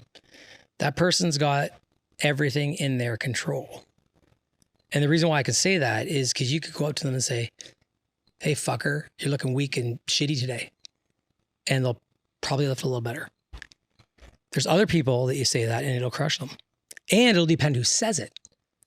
So, Dave, being a highly respected guy in your sport, if you walked up to someone just before they did a, PR for their squat and said like, hey, I've been noticing that your hips are looking a little bit unstable. You didn't do anything. Oh, fucking you watch. You just threw a little message in there. And if that person has an external locus of control, you just controlled their squat. Yeah. And that's why mind games work really, really well in sport. And as you get better and better and better at your sport, they go away because everybody knows that they know how to perform and they know that those things people say and everything else don't mean anything. So if you're working with an athlete, how do you determine which they have? And then if it's all external, how do you work with them to bring it in internally? Yeah. So if they have a real external locus of control, there are a few guys that are really, really great athletes that have full external locus of controls. The key to really kind of wrangling that in is really high quality intake with that athlete. So for me, I use motivational interviewing, which is a concept that's been around for a long time, but it's only just starting to get used in sport and exercise and fitness in the last probably 7 or 8 years. And the idea of motivational interviewing is open-ended questions. And you can get really, real fast into figuring out someone's locus of control, where it sits, based on open-ended questions. You'll hear words repeat themselves over time, right? You'll hear, so for example, I have clients that, in less than 5 minutes will say, something about expectations 25 times. And I'll like, I expected to be able to do this diet, go to the gym, do my squats. And then I expected when I got home that I would stay on the scale and it would be less, but it wasn't less, it was more. And that was weird because when I started working with you, I expected that, and you're like, interesting. Like, this is all blamey all around me, right? No, we don't use this to try and make ourselves look good, but you can write that down and then start probing deeper. And now you can ask questions to see if you can raise it. And with motivational interviewing, it's nice because the person talks. Like, you're not doing the talking. You're just asking the open-end question, taking notes, figuring things out. And you can figure out pretty quickly where your athlete sits. And by doing that, then there's a number of tools then you can utilize to overcome an external locus of control. And CBT, cognitive behavioral therapy, is probably one of the most noted ones, especially for athletes. Now that's not my realm, but then, just outsource that aspect, the psych part. Yeah. Well, what would that be? CBT, what do they do? Yeah. So they basically give you tools to start looking inward, right? So the key is first to be able to own the stuff you do, right? Yeah. And what happens is it becomes self-fulfilling. So you tell people, like, even in their general life, there'll be a lot of blame, right? It might be in their marriage, might be with their kids, right? And you can actually start, as you get more accustomed to the athlete and they get more confident in your abilities and the friendship that you have, the relationship, you can then ask them questions about, situations in the families, how they handled. And then it starts really with the most basic stuff, dealing with your general life, because that's going to impact you the greatest in the gym. And what ends up happening a lot of times, once they get their, side of the street cleaned up, now everything starts to kind of come together. Diet's easier for them to maintain. All of a sudden now their wife and kids are helping them out, prepping. They feel supported. All of a sudden now they have a wolf pack because they're not walking around, the gym constantly going, oh yeah, there was like, hey, I thought you were going to do the meet on the weekend. Oh yeah, I was cutting the lawn and you wouldn't believe it. Someone put like a rock on the lawn and it hit me in the foot and you can't really see it, but it hurts. You don't have any of these excuses anymore because you've actually you own it. And once you own it, you don't mind working out if there is an injury or whatever. Because you don't make excuses anymore. So it's really a neat fundamental, like you were mentioning, that if you don't have that, it will rear its head. Well, what I find it's limiting. What I find often is they may have the internal in the gym, like they know their effort is correspondent, to that, and they know sometimes that's not true, right? The effort may be there, but the result just might not be there, and that's just the way it works sometimes. Yep. But when they step out of the gym, then it's external, so it becomes a game to try to get them to understand that the skills that they have in the gym also apply outside of the gym, from that, because they kind of already know, but they haven't been able to make that connection. And, a good coach will help, to be able to make that connection. Yes. And which comes down, in that case, comes down to the coach. Oh, absolutely. Yeah. Absolutely. Yeah. It's the coach. Yeah. And if the coach doesn't if this is not their wheelhouse, then outsource. Yeah. Right. And that's a really neat one too, because that's also within that whole locus of control realm. Because if you're worried about outsourcing because you might lose your client, now all of a sudden you're not as confident as you thought you were either. Right? Yes. And we see this all the time. Yeah. Right. So it's really important for the coach to also have some insight to be able to move with their own athlete. But the athlete's actual life is the chronic condition. The gym's just a couple hours and there's an hour of just shooting the shit. Yeah. Right. The chronic condition is, how do you behave in public? And that doesn't mean are you a jerk or anything. I'm talking about how do you when you're walking along or you're driving and you're late for something, are you blaming traffic? Or do you say to yourself, I gotta stop leaving late, or I gotta stop, driving so aggressively because then I get a ticket and it's not the cop's fault I got the ticket. He made me late, but I made me late by getting the ticket. So there's a lot of personal life stuff that ends up coming in, and that's where the social aspect is really part of that, because a lot of athletes will not have much of a rich social life for obvious reasons. And so without that, that's a massive problem in a sport and sports like we enjoy, because we get hurt. And we have avulsion fractures on both our legs after doing a big squat Stu, right? Yeah. And if you don't have support from your wolf pack, then you're going to be in trouble. You're not going to recover as well. Everything's going to be a little tougher. And that's why you'll see guys come in on crutches in here. I'm sure you'll see guys hang out. They can't train. This is the wolf pack. This is where the thing is. And so it's real important though, because this can all be taken away from them. You could sell it. He could be injured so bad that this just goes out of their life. So it's real important to make sure that you have a social network that's not just embedded in the thing that you're doing, but just in general life. And if you have that, then there's always something to fall back on with your psyche, and your friends can do head checks with you, in terms of where your locus of control sits. And that's that friend group becomes real important as to how high you're going to elevate your career, your life, or anything else you do. Because really, at the end of the day, everything in life is fleeting. Now, would that locus control sit on a spectrum, right? In other words, it may be there for some things, but they're not there for other things. So it may be there for education, but it's there for training. It may be there for their family. It's not there for, friends or whatever it is. Mm-hmm. So would be floating, right?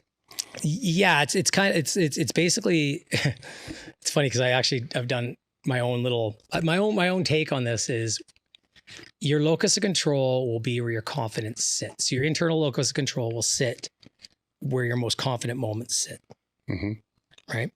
And so it is dynamic. And that's the whole crux of the biopsychosocial approach is everything's dynamic. And so it's ever changing. And so the fundamentals like locus of control are going to be much more important so that you can go back to them as tools when you get sideways. And that's, real common. All of us have these times where things happen to us. And why is this happening to me? And I'll even make statements once in a while and be like, isn't it funny how I got a kidney transplant? Yet I have this cousin, I can say, you'll never hear this. Yeah. I have this cousin Trevor that used to like extort me for smokes and booze at my parents' house and stuff like that when I was a kid. And I'm like, and there's Trevor Donnelly on the streets, huffing gas and drinking, and his kidneys are fine. I saw him peeing against a tree the other day. You know what I mean? Like, mm-hmm. And it's funny, right? Because every now and then I'll have to pull myself back in and be like, okay, that's not the path you need to go down at all. Like, I know exactly how I got kidney disease. Yeah. Right. Well, from the other day, I was having a conversation. It was kind of going along these lines with when you're dealing with younger athletes or even Gen Pop clients that don't understand that this takes time, right? So, and you would can potentially see that as impatience, entitlement, all these other type of things. But it can be ignorance to where most people got through high school and that was 12 years, right? So it's not like they can't commit to something for a long time. They have proven things in their history to be able to show that. They went through college, they started and finished college. That took 4, 5, 7, 8 years, whatever it's going to be. So there are things that kind of play in that dynamic that can be discussed and with that person to be able to say, instead of just dismissing and say they don't have that skill set. No, they're ignorant to that skill set in this domain. They have that skill set because they've displayed it somewhere. That's why I asked if it's on the spectrum. They've displayed it somewhere before. They just don't know how to display it here because this is completely foreign to them, as would be if I had to go do something I've never done before. 100%. Right. Absolutely. And in fact, actually getting into something like, powerlifting or, even Olympic lifting or strength sports in general, it's really neat because that person may have actually worked out for 10 years, 5 years before they actually decide, let's push this forward. And the context that they created as a gym will be completely different than here. And if they want to be the next, Eddie Cohen or whatever they want to be, then they're going into a realm in here that's like, they're going to be looking up to everybody, so to speak. Yeah. Right. And so it turns out that these people can actually have a perfectly fine locus of control, even in the gym they're in. And when they change, they're so intimidated that all of a sudden now, their security goes down. Right. And then the excuses come in, because their ego's raised, which makes sense. Mm-hmm. And we're in highly egoic sports, right? Ones that generally are driven by selfish endeavors to become really good at what we do. All right. So now let's just assume that baseline set, then how do you optimize beyond that? Yeah. So, once you've got an athlete with, that's showing, at least within the realm that you're working with them in, a really high quality internal locus of control, now is when you can actually start matching the physiology, biological components to that psyche, right? And the key for the coach is going to be like, what does my athlete respond best to? Not, I do, your shit, your garbage, military style, not that, but rather, how do I adapt my style of coaching so that I can get the most out of this amazing athlete that's come to me with a completely perfect fundamental baseline? They've got the right physique, their biomechanics are good, everything looks great. And the key to that is, again, really deep motivational interviewing. And this isn't something that you have to sit down and come up with an interview. Once you kind of read, a book on motivational interviewing, or, just go online and look it up, you realize really quickly that a lot of coaches are already doing it. And it's kind of like, so how did you feel today? Mm-hmm. You look like your lifts were really good. Maybe you look like you might have struggled with that, 500-pound, whatever. Can you comment on that? And you can see where the locus of control sits there too, right? You say, wow, the guy was filming beside me and that was really bothering me, that kind of stuff. Then you got a place to come in and intervene. But the point is, you have the athlete lead the discussion. And if you allow the athlete to give you the answers, and you have a confident person that's running with their, owning their shit, then you can trust everything they're saying. And because they just want to get better. And having that in your toolbox is the most powerful tool, because it's that psychology and social stuff that falls off. That's the part that falls off the train. The biological stuff can fall off. You can, like I said, get avulsion fractures or tear a bicep or whatever. But if you don't have the other two in the face of that under control, your social life and the psychology, then it's going to be a much bigger hit to have any sort of injury.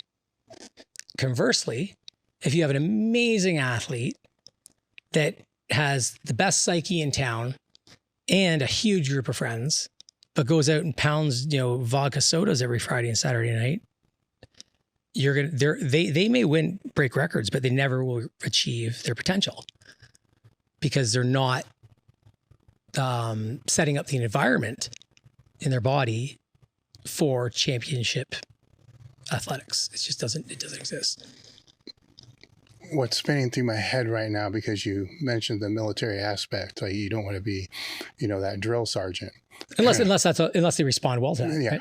Yeah. But that brings up the question, then why does that work in the military? Is that because the social dynamic of that military, lends to conforming as to what everybody else is? So that's why that can work there, because the social dynamic is way bigger than what that social dynamic would be if you're working with a client.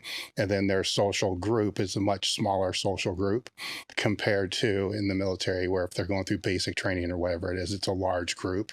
And you see what I'm trying to ask? 100%. Yeah, absolutely. Right? So the social, this is getting into that social aspect that we are talking about, that social aspect. I love this example. This is great. It can be broad, it can be narrow, but if it's going to be narrow, it has to be more targeted. If it's going to be broad, it can be more general and hard.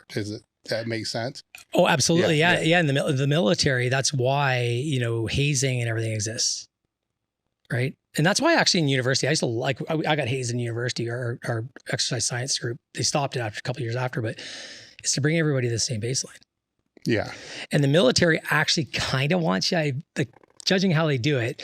Now I've never been, any sort of massive military guy. I do work with some guys that have been Navy SEALs and that kind of stuff. But the idea is that everybody gets broken down to a level, and then they perform as a group and individually, and they must actually be able to have an external. They need to be a machine, a robot, right? And the military. I did some work at Yale on this stuff in terms of how stress responses in the military, and what we know is that you self-select to your positions. So if you're for easiest examples, if you're a really skinny, short woman or guy, and you've got relatively good intellect and good visual acuity and everything, you're going to end up in a fighter plane or a helicopter, right? You're not going to end up in the front lines as a ground force. And so We see this in the actual ground forces too, right? People can just be, infantry, they can be, and they can go right up to, like SEALs and wherever else within that realm. That all gets selected because of your performance, like what your biopsychosocial stuff does. What's neat about it is the military still controls it. So when you get to your position that you have, came in self-selected, they control the whole narrative around how you run the show. And you become part of your unit. And that unit makes decisions together. Otherwise, they all die or whatever it is, right? And so it's a completely different realm. What's neat about it is, did the study at the VA in Connecticut, where we're looking at neuropeptide Y release from these veterans that were in the VA. And the idea is neuropeptide Y, I did my PhD on this. It's a cardiovascular regulator. It's a brain regulation peptide. It was relatively fresh when I did my PhD in 2006. And what's cool about it is in this testing, we found that the people who made it to the highest level of military combat with the Purple Hearts and everything else, there was a lot of them in the VA, and no one really could really put two and two together on how this happened. So it turns out that when we ran the study, we used the VO2 max test to mimic high stress. And what we did was we had these guys come in, we did labs, measured it, neuropeptide Y and everything else, had them ride a cycle ergometer through a VO2 max test, stepwise VO2 max test. And then at every minute point, we just took off bloods. And we had these intradermal microdialysis tubes, collected a bunch of fluids, and then analyzed them. And what we found was that when people, when these veterans would do this test, some of them would have really high neuropeptide Y responses that would fall right off. And we see this in athletes too. Okay, so they can get stressed real good and they can bring it right down. We saw other guys though that would go up and it would prevail. And it prevailed so long, we actually started measuring it 3-4 hours later. And the neat part about the study was that all the people who had this aberrant, weird neuropeptide Y response had severe PTSD, and they had the most kills. They were in the most hand-to-hand, stressful situations. They were the guy you went to. They fell apart when they came home. And it's a genetic thing that the military was selecting for. They didn't know they were selecting for it at all. It was just that when you waterboard someone and they will not give the secret, they have this trait. They can handle stress, but they fall apart. And so that's a really good example of, self-selection, where your biological psyche sits, all that stuff. So we're all different. I was a control for that study, and I got kicked out because I, one, had PTSD, and two, I have the polymorphism for the neuropeptide Y, so it stays up high. And so it, it starts to make sense when I saw that for me. I started looking into all the stuff, the way I did it and everything else.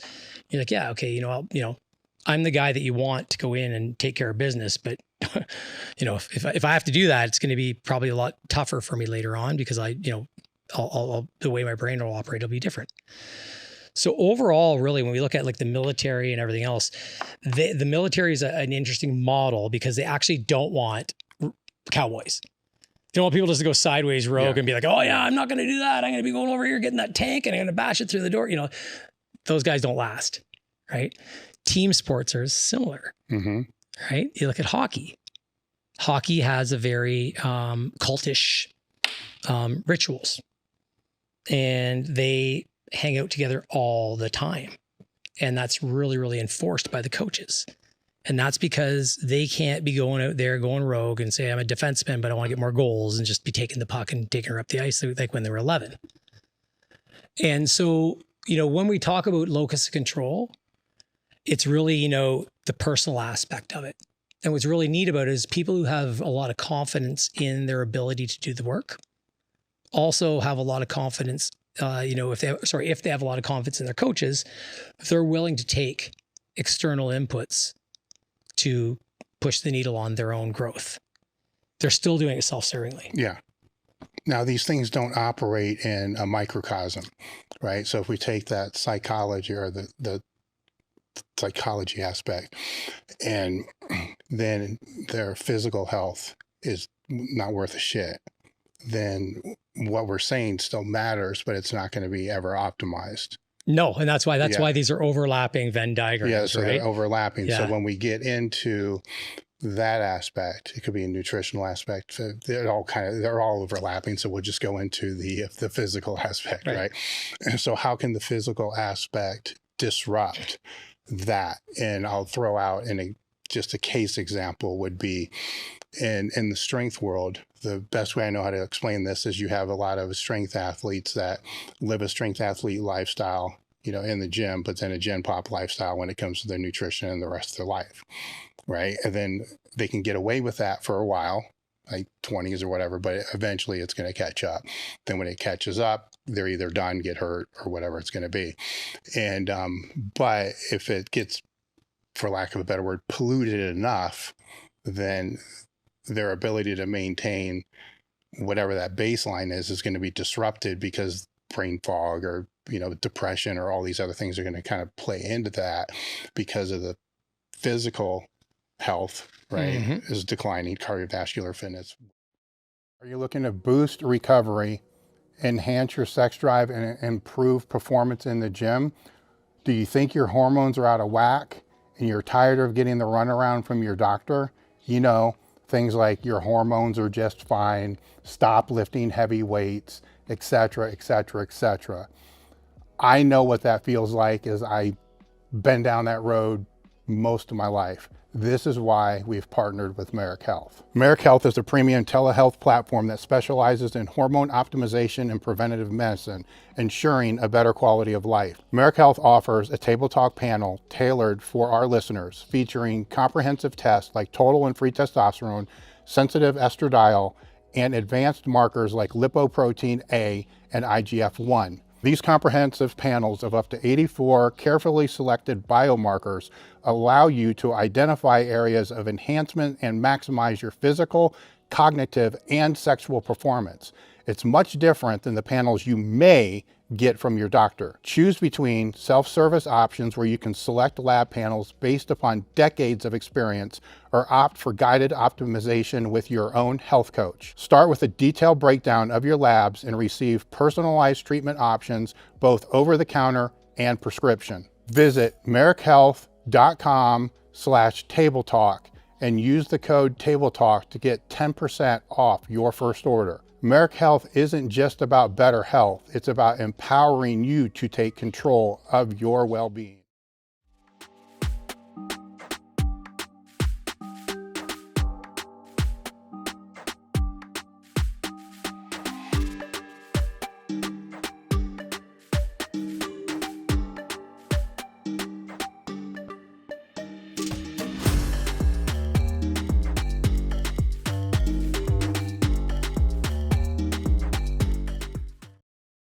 We want to put out there is declining. So we'll just go with that physical health first, because the nutritional health is going to play into that physical 100%, health. yeah. Right. And I like peeling it apart this way, because the questions that we typically ask are going to be things like, how do I meditate? How do I get psyched up for a lift? What supplements do I need to take? How much cardio should I do? Right? They're all these low-hanging fruit type of items that don't synergistically kind of fit in with the whole, right? So if we're going with the general health aspect, how's that play out and then impact the psychology aspect? But with that just being kind of the tip of the iceberg, because there is the physical aspect that's going to lead into their ability to peak, get stronger, and thus. Yes. And it's actually, this is such a great question, because when we look at the best example, I like using these extreme examples. Have someone who has IBS-D or diarrhea, IBS diarrhea. So they have irritable bowel syndrome, gut health issues, large intestine, right? So bloating when they eat, and then they have to go to the bathroom and blast out a massive soft serve in the toilet, and half the food's still in there that they ate. And they're like, oh, how'd that corn get itself put back together and all those blueberries, right? If they're eating that stuff. It's actually funny because there's a massive impact on IBS symptoms and brain health. And I'm not talking about the whole, like, it's all attached, gut brain axis stuff. That's true too. But the social aspect of feeling like you're going to shit your pants. No, but it's massive. It actually makes a huge difference. Not for a lot of us guys in the gym. Like, I could probably crap my pants in a gym and be like, oh, Jesus, crap my pants. And be like, oh, too much magnesium, right? But generally speaking, well, I'm laughing because I had this shit yesterday morning, and the social aspect is, am I going to make it from here to get my labs done? Right. And I had to have my labs done on the same day, which will be interesting to see what the results are going to be. Right. But it is playing into all that, like, I have to be around the toilet at least for the next 3 or 4 hours for whatever reason. And I can't focus on shit, So, well, I guess I am. That's exactly what you're focusing on. Yeah. But anyhow, continue. But that's why I'm laughing right now. Well, and funny enough, like there's a foundation called the Rome Foundation that was created by gastroenterologists to study these gut-brain disorders. They're called functional gastrointestinal disorders, and they're clinically relevant. They're not. This isn't like guru gut health guru stuff, right? And one of the biggest impacts of gut health is on brain health, and a lot of it when we have IBS, which is the simplest of the gut health issues, relatively you can fix that up about 6 weeks. One of the biggest problems with IBS is its impact on psyche. So if you're constipated, for example, before you get on a plane to come out here, right, that messes things up, especially if I was here today, bloated and, feeling shitty. So first of all, just the actual physical feeling of it can have a massive effect. But then there's all of the gut health stuff that occurs too. And there's this whole serotonin thing and everything else, but that's all kind of just for digestive. That's not really too much of the brain. But what does occur is inflammation, and we get this low-grade underlying inflammation, which is so common these days. And once we have that, that's when the brain fog's kicking in, right? And now we're tugging at supplements and everything. I get hundreds of questions like this every day on Instagram. Is, what do I take for this? Woke up this morning, my lips are numb and I can't. I'll say, well, you have allergies? No. Like, is there a supplement I can take? I got brain fog, and it's like, this is like the typical thing. And now that people are aware of it, they're not just taking a handful of ephedrine like I used to back in the day when it was 25 milligrams each. Yeah. They're actually like, they're concerned with it, and it changes the way they do their thing. And so the whole realm of health is going to drive your ability to be a champion. Now, that's not to say there's not a lot of unhealthy champions out there, but imagine if you were healthy all the way through. Yeah. Right. And I'm sure you could probably think of a few athletes that have been that way, but really for the most part, because we have, ran things because it worked. Bodybuilding's really bad for this. And not for really not a lot of logic. It works.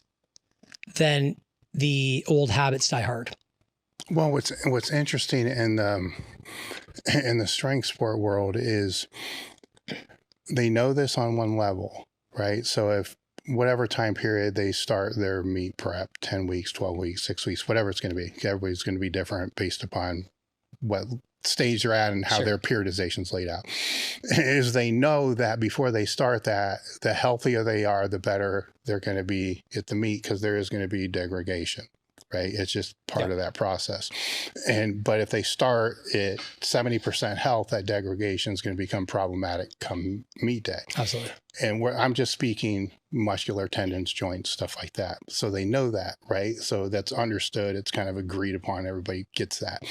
But when we peel that back another level, right, to be able to say just your overall health, it plays the same factor, if not more, because that's what's driving the tendon health, right? That's what's driving all that. So that's what's interesting to me is they get that, but they don't get that level underneath that.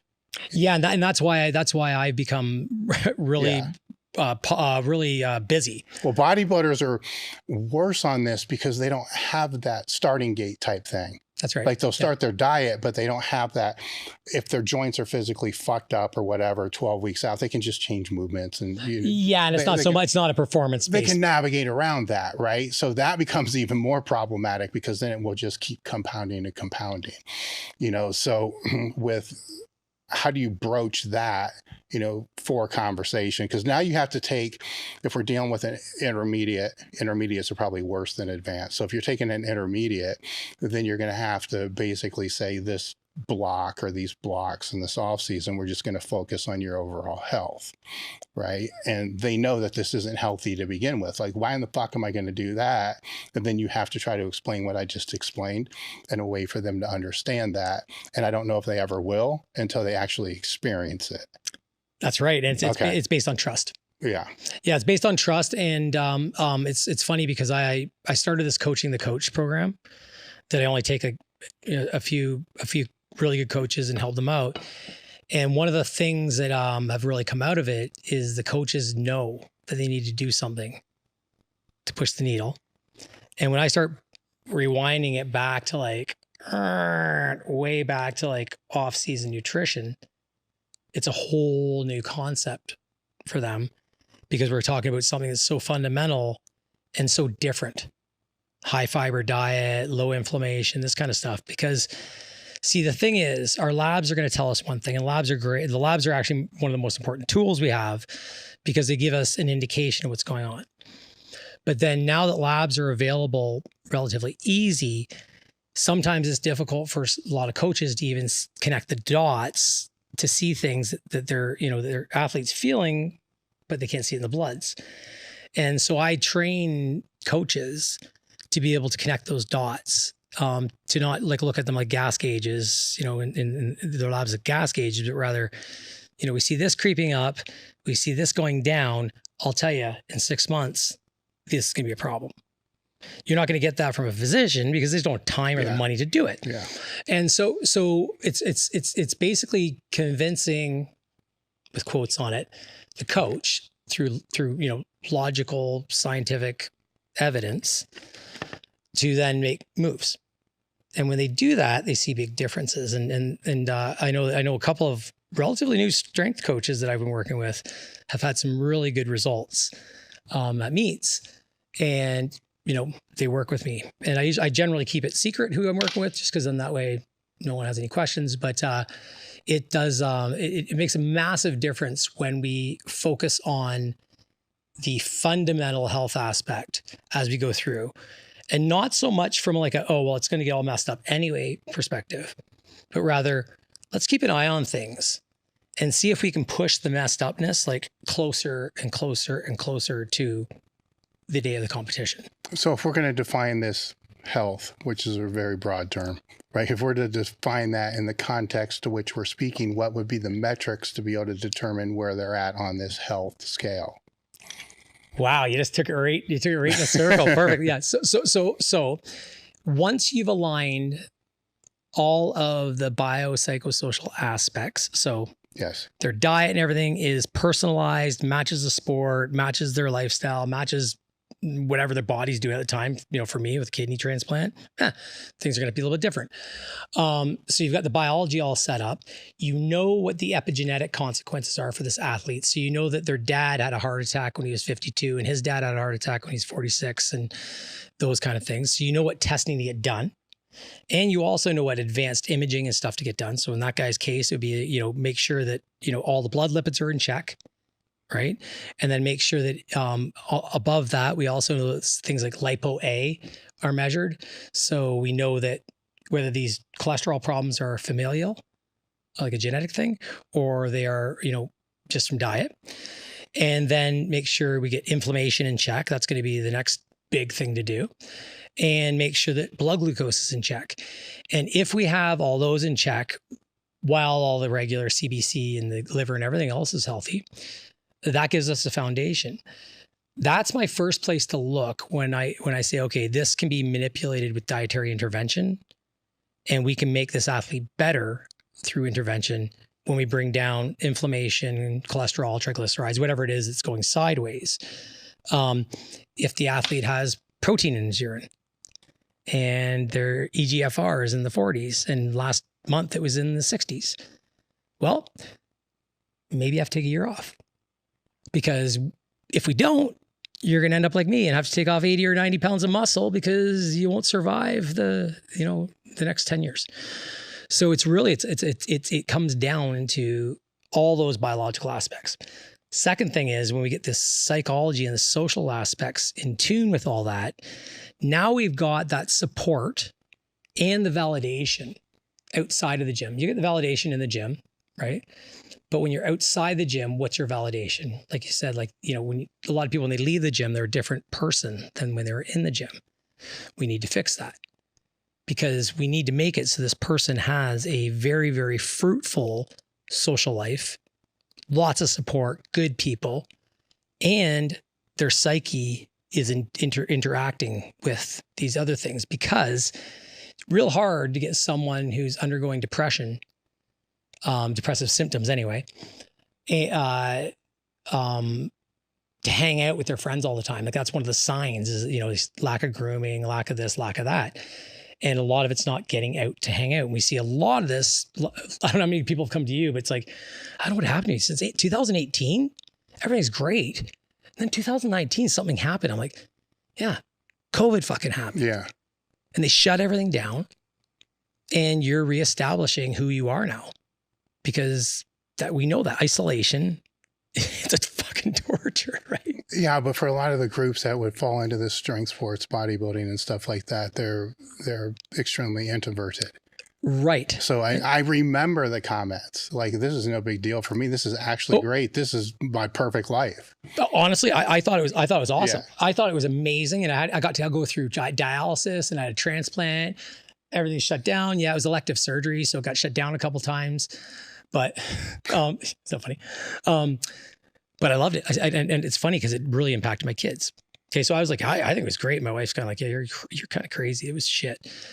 And then, funny enough, we move out west to this like house in the middle of nowhere in the rainforest. And I get there. So now I got no social group, right? Except for my people online. Yeah. And I was afraid to go anywhere.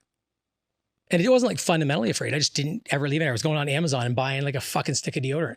Mm-hmm. I'm like, what am I doing? So I had to build my own studio. So I get my podcast studio at my gym done. I had a whole bunch of equipment coming in from Atlantis and everything. So I had to go to this wood shop, this wood place called Windsor Plywood. And I would go there. And it was funny because I made friends with the girl who was, her dad owned it. And then I would order everything from her. And that became my social. Like, I used to go there all the time just to buy things and then chat with her. And it wasn't for any other reason except for just I felt comfortable.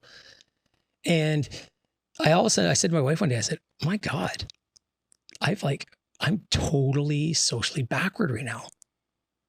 And it took me about 4 or 5 months to actually actively seek getting out of that. Well, I think you just answered the question that I was going to ask, is for, a lot of those lifters demographic or whatever it's going to be, that may be as simple as that, instead of Instacarting, just go to the grocery store. Right. You're still not really communicating with anybody, but you're around other people. You'd be surprised though how much you do communicate when you go, if you Yes. engage, right? So you have to force yourself to engage, smile a little bit, and people will smile at you. Yeah. And look, like I wear like bracelets and stuff like that in my town because it's a real hippie kind of town. People interact with me a lot more because I'm, a little more like them. Because everybody's like nervous to interact, right? But you're right. You get out, sit Instacart, get out, go shopping. Well, I think if they again connect the dots, which is what we're trying to help people do, if they connect those dots, then they know this is going to actually help their stage 100%. presence or lift, then they'll do it. Right. Because these are the same people that are taking really unhealthy shits in super high doses. So you can't tell me that they're not willing to do whatever it takes to be able to get better. It's just connecting that thing to where, going to the grocery store and buying your food and talking to the cashier is like taking maybe a D-ball, right? or some stupid shit like that. Right. Yes, absolutely. And it's funny. That's a perfect example because the hardest part is connecting the dots. So the hardest thing for me to get most of my athletes to do that are, high pro caliber bodybuilders is to meditate. Right. So I started using breathing. I'd say, okay, so when you do your blood pressure this week, I want it 3 times. I said, I want you to lay down. I want you to breathe for 10 minutes. So you're anchoring it with their blood pressure. Yeah. Interesting. And I say, when you're breathing, I want you to breathe 3 times. Yeah. But when you do, it's 3. So it's in, out 3 times. And I said, I don't give them any other instruction except for if you get to 2 and you start thinking about something else, start over. And they laugh at me at first. They're like, oh, I can breathe. I can definitely do like 3 sets of 3. I said, let's do it. And then we start the breathing exercises, and all I'm doing is training them to meditate.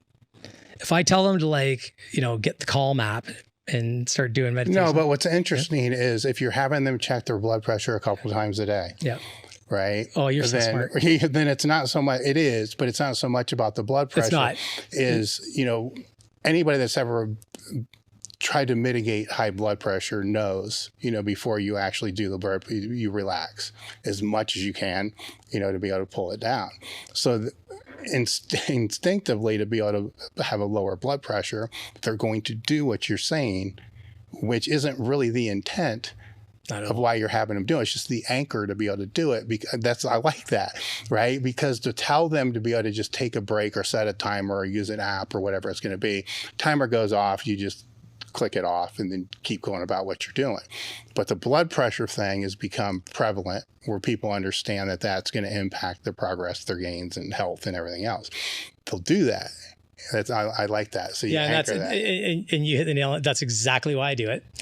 And the reason why we do it 3 times a day is because in the morning they wake up, they do it before they even get out of bed. I have them laying down, and then they start their day present. Go through 4 or 5 hours, they're eating, go to the gym, and then I have them do it again at noon, and presence in the middle of the day. Move along or right before bed, present. And what do we see? We see things like heart rate variability get a lot better, right? We see much more variability in the heart rate, which indicates that they're, far less stressed. We see resting heart rate come down. We see apneic episodes during sleep go down, because as you know, most guys have apnea. We see sleep quality, so deep sleep goes way up. And so then that translates to performance, both directly and indirectly. And when we can get that in a line, that one, and get that presence there, and that's probably one of the most important one, what ends up happening is the blood pressure thing being part of it becomes connected. So now you're also getting 3 blood pressures a day too.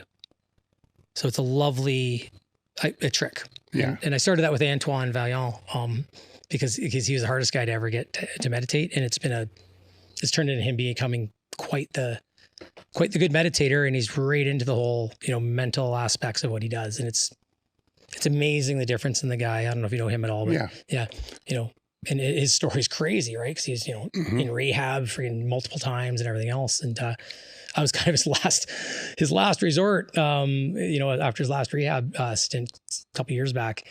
And that's where we started. So where will cardiovascular health fall into all this? Yeah. So cardiovascular health is, to me, the most important, and yet the most underutilized, because, it doesn't make us leaner, and, it's not going to increase my strength in the gym. It's your circulatory system though, right? Right. Yeah. The same people will be like, hey, what nitric oxide booster do I need to, right?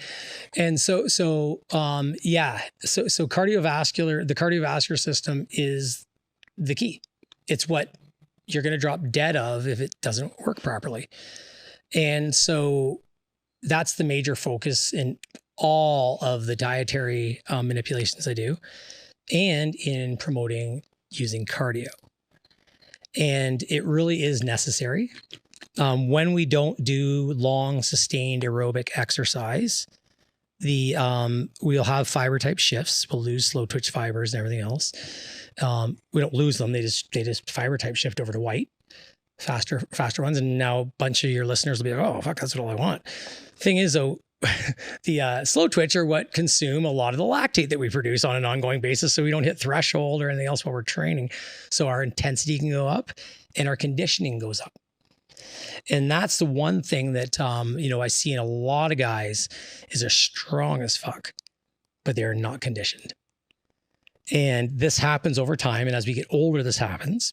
And if we allow it to happen, especially if we're not like, at the pro caliber or anything, we'll have major injuries into our 50s because that strength's still there. We have that muscle memory thing. We know how to fire, at least half decent, but flexibility may not be there.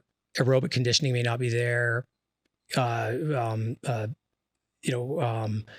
Your ability to move in, all planes of motion may not be there.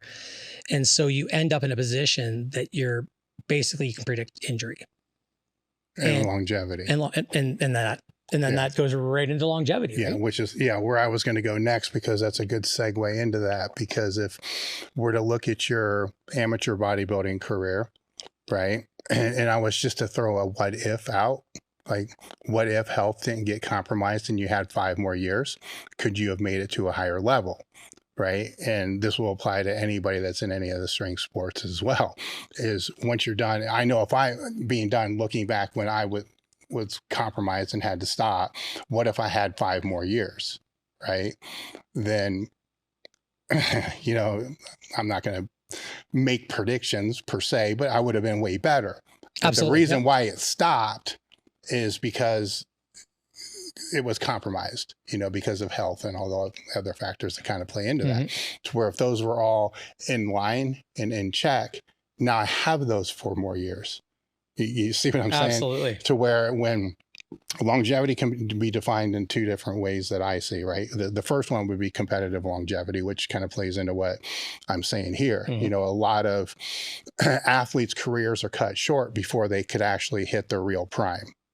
Right. Absolutely. Right. So and then on the other end, we have the longevity aspect. It's kind of the people that started a little bit. They just want to try to live longer, which to me, those are kind of 2 different conversations. So with the first one of the longevity aspect of getting the most out of the competitive career, I think we touched on it a little bit, but kind of go a little deeper into that.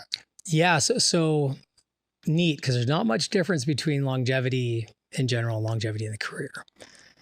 Well, I would push back a little bit and say if we're talking strength sports, they're pushing a lot of hard shit if they're at a top level. Oh yeah, absolutely. Right? Which I'm well aware of that. Yeah, it's still going to compromise potentially how long they're going to live, right? For a lot of reasons. Absolutely. Because of that, but also carrying excess weight for 40 years. And that's things people don't want to talk about, which we will talk about because it'll piss people off, but it is what it is. And so continue. Yeah. So and I'll kind of get to why I say that, because I do agree with you wholeheartedly on that. We make decisions in sport, and it doesn't really matter what sport you're doing. Sports at a high level just are not as healthy as moderation. Yeah. That's all there's to it. So we make decisions based on these. Now, if I had 5 more years, so for me, I'm a good pivoter. When I was diagnosed with kidney disease, I was like 34 and I was trying to get to 300 pounds. For me, I actually didn't care if I became an IFBB pro. I came through the ranks back in the day in Ontario, where you had to actually do the local show, the provincials, and the nationals in a year to become a pro. And there was one pro card at one place. Yeah. So it was like, not really interested. My thing was I wanted to be the biggest fucker in the gym anywhere I went. If I went way up north to those gyms where you're like, whoa, what's this? I wanted to be that guy, right? And so I figured 300 pounds lean would be a good place to be. And so it was funny. Mine was probably more driven egoically than anything else. But the point is that if I had 5 more years, I'd have been dead. And so I was really, really happy that, in my early 30s, I had this scare. I was getting ready for a show and started cramping and everything in the middle of the night. I just met my wife at the time. She was sleeping over, and I got up out of bed and I was cramping so bad. I had to rock like a robot. And I was knocking things over because it was dark and I couldn't walk properly. But I was trying to get to the fridge to drink something. And I fell on the ground and then I shit and pissed myself in the kitchen. And woke up in the morning, in the state, and I was feeling okay. And she's like, what happened last night? I didn't want to say anything. I thought you were having roid rage. I'm like, no, I just couldn't move. So my jaw was I remember feeling my jaw cramp, and I thought, well, if my heart cramps, I'm going to be done because everything else is cramped. And so that was at 33, 34. And then funny enough, everything kind of starts to dissipate. We had to lower the protein, do all the right things. And then around 40, I decided, things are better. Denial, right? And sure enough, that just pushed over the edge. Like, done. So what ended up happening to me was I ended up having to lose everything that I gained. And it's actually a funny thing, because I always talk about this kind of area under the curve. And if this is when I was 17 years old, and this is when I was, 34, for example, and we look at all the muscle I've gained and the shows I've won and lost and everything else and everything part of that life, all that area under the curve was, in my world, was, for lack of a better term, it was pussy and cars and Rolexes. Yeah. Okay. Because right now, if I die, or I'm dieting right now, and I'm gonna do a photo shoot, and it's funny, I can be the same weight as I was when I was natural at 17 and won my first show. Right? So full circle. Right. So knowing everything is fleeting is really important for people. And when you get a health check, like be present. Like when someone says to you, hey, do you know the gravity of this situation? Like, take it seriously, because that's going to affect your longevity down the road. And one thing that happened to me, and the reason why I thanked my lucky stars for my kidney failure, was one, I was young enough to still have friends that would be willing to give me a kidney. It's 5 years later, they wouldn't do it. That's the first one. Second was that I would have died of a heart attack in my office, because that's why I went into the hospital, because I was having a hypertensive crisis and my retinas were detaching. And because I worked in the hospital, I could just go down the hall and get it done.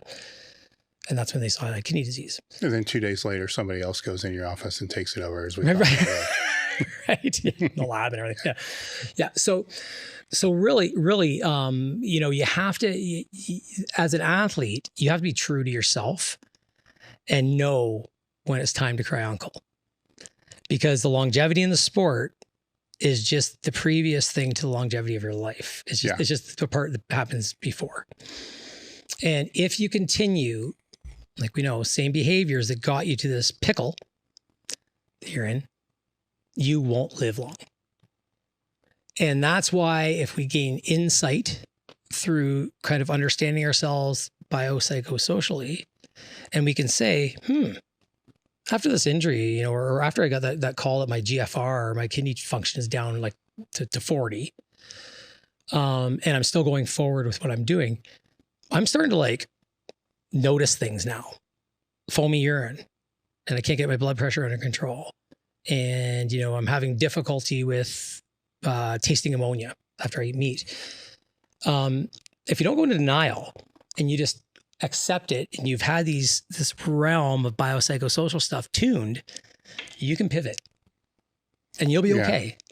Well, when we're getting into, this is an interesting topic, because when we're getting into, a mindset type of thing, before all this happened, as many strength athletes and bodybuilders are, you're running this risk benefit ratio. And, for a lot of us, it's, if I die, whatever, right? It's worth that. Yep. But we all make that assumption when we're younger that death is going to be acute.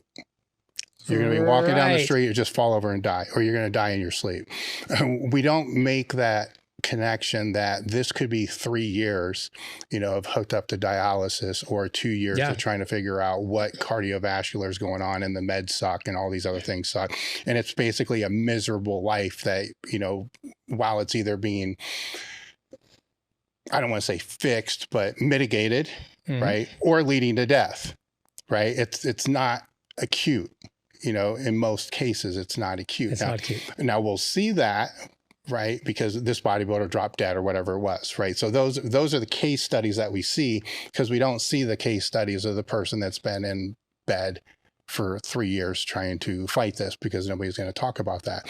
Well, that's why I did. I made my whole page that. If you go down through it, you'll see like pictures of me in the hospital and everything else. It's like, that's what happens, boys. Yeah. So it's neat. It's neat to say that, Dave, because what's neat about it is there won't be a person. Maybe I'm wrong. So I will take, if anybody says I'm wrong, no sweat. There'll be very few people who are laying in bed with an hour and a half left and they're still cognizant in their life saying, fuck yeah, I don't regret one thing in my life that got me here. It's really hard. It's really hard to wrap your head around, but I've been there. And, you know, I just had a child when I was diagnosed, and it was, you know, the gravity of the situation from a colleague of mine. And what's neat is what you find out when you kind of meet the maker is that you all of a sudden gain a bunch of insight. And if you don't, hey, then ignorance is bliss and you just pass on. But you gain a lot of insight, and the amount of stock that you put into the thing that got you there can change. Even when you spend, you know, 30, 40 years doing it, it doesn't mean you get out of it.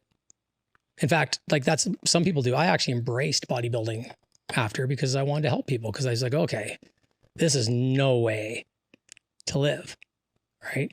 And I live a full, perfectly good life. You know, I'm downhill mountain bike, I snowboard now. I just learned how to apply it to other things that give me dopamine. Because at the end of the day, all we're trying to do is satisfy our brain, right? We're just feeding it. So what do you think put you in that position? That was because in my early years of motocross, I had a coach, Gary Bailey. So David Bailey was his son. And I used to go down to Axton, Virginia for, you know, 3-4 weeks after being in Florida for the winter and be coached by him. And he spent half his time doing sports psychology and being in a sport that you could fall today and be done. I had lots of friends that were paralyzed, lots killed in motocross. It's a little bit different than bodybuilding because it's like accidents happen. Yeah. And so you learn real quick that this career is really, really, really, really lucky. And you're just lucky to be able to do it as long as you do. And if you can do it your whole life, and I have friends that are still doing it in their 50s and they're fast as fuck. And I watch it and I think how awesome that is. I've made a couple comebacks and 2 of them are great. My last one, I broke my back, my hip, and tore my hamstring because I was 260 pounds and should not have been on a motorcycle, right? Like the crossover from bodybuilding, right? Yeah. So when so really the key to this whole thing is when you clean up your side of the street and you've got a good understanding of what your biological limitations are from a genetics perspective, right? And so, for example, like dad had a heart attack, grandpa had a heart attack, like all that stuff, know that shit. And then work on yourself, like who you are. And when you do that, then you can get that psychology stuff in real good. And when you have it to the point where you know that everything in life is fleeting, like Tim Hortons will be broke and so will McDonald's one day. They won't exist. And, you know, everything's fleeting. So knowing that then allows you to get solace in injuries that take you out of your sport, because everybody will have to leave. They don't have to leave personally out of it, but they will have to get off the podium, whether it's age, injury, death, sickness, and all of us are dying, right? And there's very few of us that really want to die young. And if we do, then we better check the psyche component, because there's really nothing worth in this beautiful world dying for prematurely if we know that it's coming. Yeah. Right? Yeah, it's different if you're drag racing and you blow a rear end and you hit the wall at 200 miles an hour. You didn't know it was coming. No, you didn't rig your rear end, right? But in power, strength, sports, and bodybuilding, like you said, we know this is unhealthy. Well, if we know this, then get your fucking yard cleaned up now, because then that way you can have a way longer time in the sport. You'll have insight to be able to like understand, you know, that you may have a predisposition for a heart attack, and now your calcium scores through the roof, and your doc's saying, listen, man, the reason why you're getting these chest pains when you do squats is because you're literally ischemic for, 30 seconds. When you get all that stuff under control, then you're in the power position, because now you can do your job without stress and without any sort of shame when things happen. And those two things really play a big one on the brain. So it's key. And I mean, this is like, it's not like I made up this approach either. This approach is key to any, like I said, you can put in the middle of the Venn diagram of those overlapping circles with bio, psycho, and social in them. You can pretty much put anything in the middle: performance, mental performance, work performance, health. Because if they're not all in check, you're not healthy. Because health requires us to, we're social creatures as humans. Our psyche is what drives everything. We're really learning that now compared to, when we were younger. And that biology is like uber important for how far we can take the sport. Well, the biology also plays into the brain's ability to actually understand the real risk, right? So if the brain's not fully developed, until 25, then the way you're going to perceive that risk at 19 is going to be completely different than the way you're going to perceive that at 35. And that's why I've broken every bone in my body, and I've had 4 knee reconstructions, and I've got a rod in my arm, and this arm doesn't turn. And no, you're right. And that's denial, and the fact that when you're 19, you're immortal, especially as a male. Mm-hmm. I was immortal till I was 32. And I mean it. Well, that becomes the trick. That's the rub, right? Because we're trying to educate those people, right? Right. So with good coaching, and it is possible to have insight as a young man and young woman. Yeah. With insight and good coaching, then denial does not prevail, because you have other people watching the metrics that we look at, right? You got your coach watching your strength either increase or drop off. And you've got your coach giving meaningful motivational interviewing. So basically this person that they're working with, this athlete, can talk. And when they talk, you get a really, really good look into their insight, what they find important, what they don't. And then as a coach, you should be taking a look at these different components of performance, if you run this kind of game with the biopsychosocial social stuff, and then you can tune it so that the athlete is a true story too, but believing that this is going to increase their performance. We talked about the baseline. Go ahead, continue. Yeah. So the idea is, if you get an athlete fresh, completely naive, right, you can mold them into this super athlete. But if you're able to keep on top of their labs, imaging, symptoms, whatever else that you have with that athlete, then essentially, as long as we don't turn on too many epigenes, we should be able to have longer time in the sport and longer life for someone who is in that sport. All right. So to kind of recap with psychological, we got a baseline of just say accountability. Right. And then with the physical, you got a baseline of blood work metrics and so on. What's the baseline with the social? How often they go out and actually enjoy themselves outside of the realm of their sport. And so, or how many times do they do the things that they used to enjoy that they don't do now? For some, this may be all they've ever done. There was probably something they did, so it doesn't matter if they even started at 12. Yeah. They still enjoyed going to Disney World. Yeah. Right. For argument's sake. Yeah. So I'll give you a great example. I have a woman that's, she's a beast, strong woman. Gen Pop, super strong. We really work on the psyche stuff. Right. And what I found was that her psyche was fine. It was social that was missing. I all day long, I'd be getting messages, okay, went and worked out this. It was always like planned events, head out to tennis, head out to here, coach everywhere. And I said, do you ever just go out and play? I just play. And she's like, well, I play tennis. And I go, no, like go there and just bat a ball around and fart around. Don't even worry about performance. And she was like, not really. I said, find a friend that you want to play tennis with. Find a friend to work out with once in a while for those workouts that you go in that are not on your schedule. And she did all that. And now all of a sudden she's playing piano. Just all of a sudden one day she goes, I just bought a piano. And I'm like, perfect. Because like everything, for lack of a better term, you can get too much of a good thing.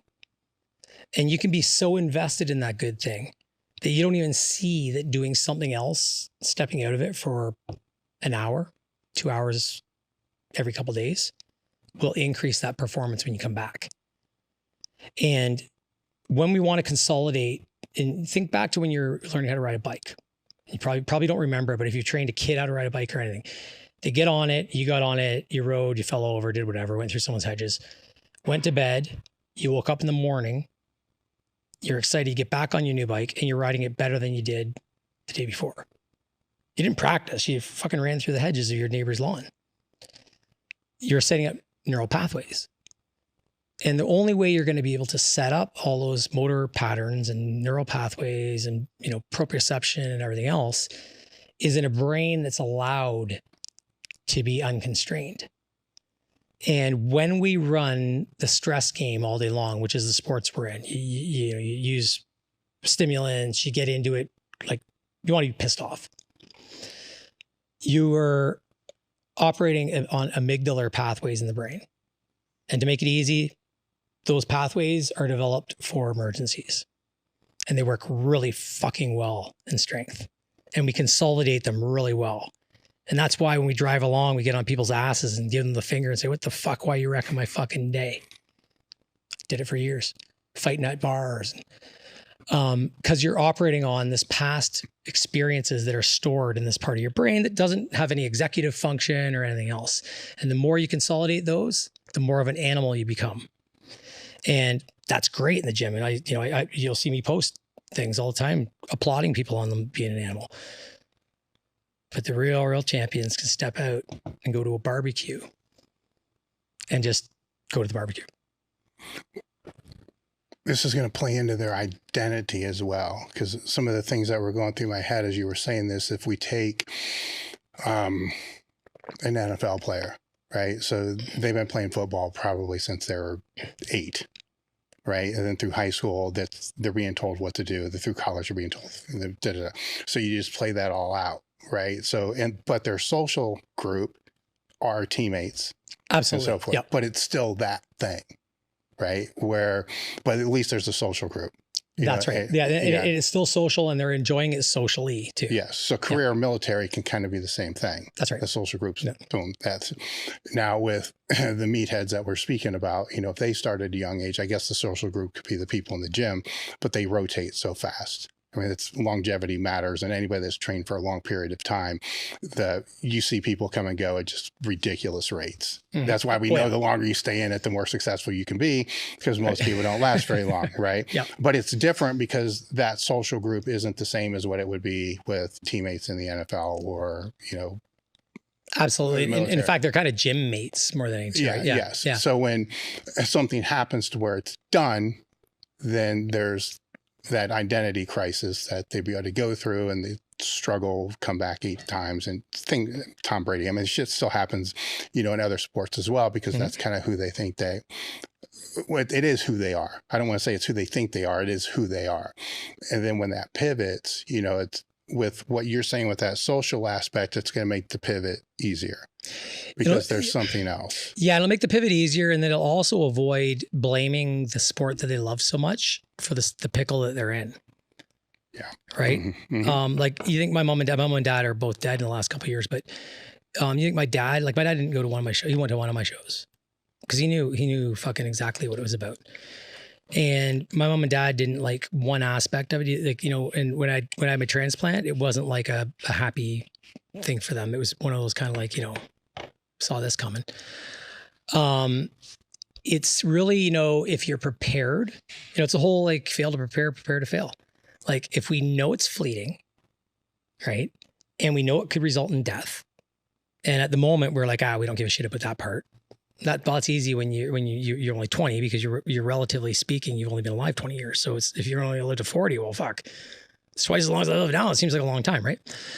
But the key here is if you can pivot, then you can still love the sport and it still gives you the same buzz, and you can live off your laurels, and you can enjoy living off those laurels because you're able to pivot. For example, like owning this gym would be a good pivot.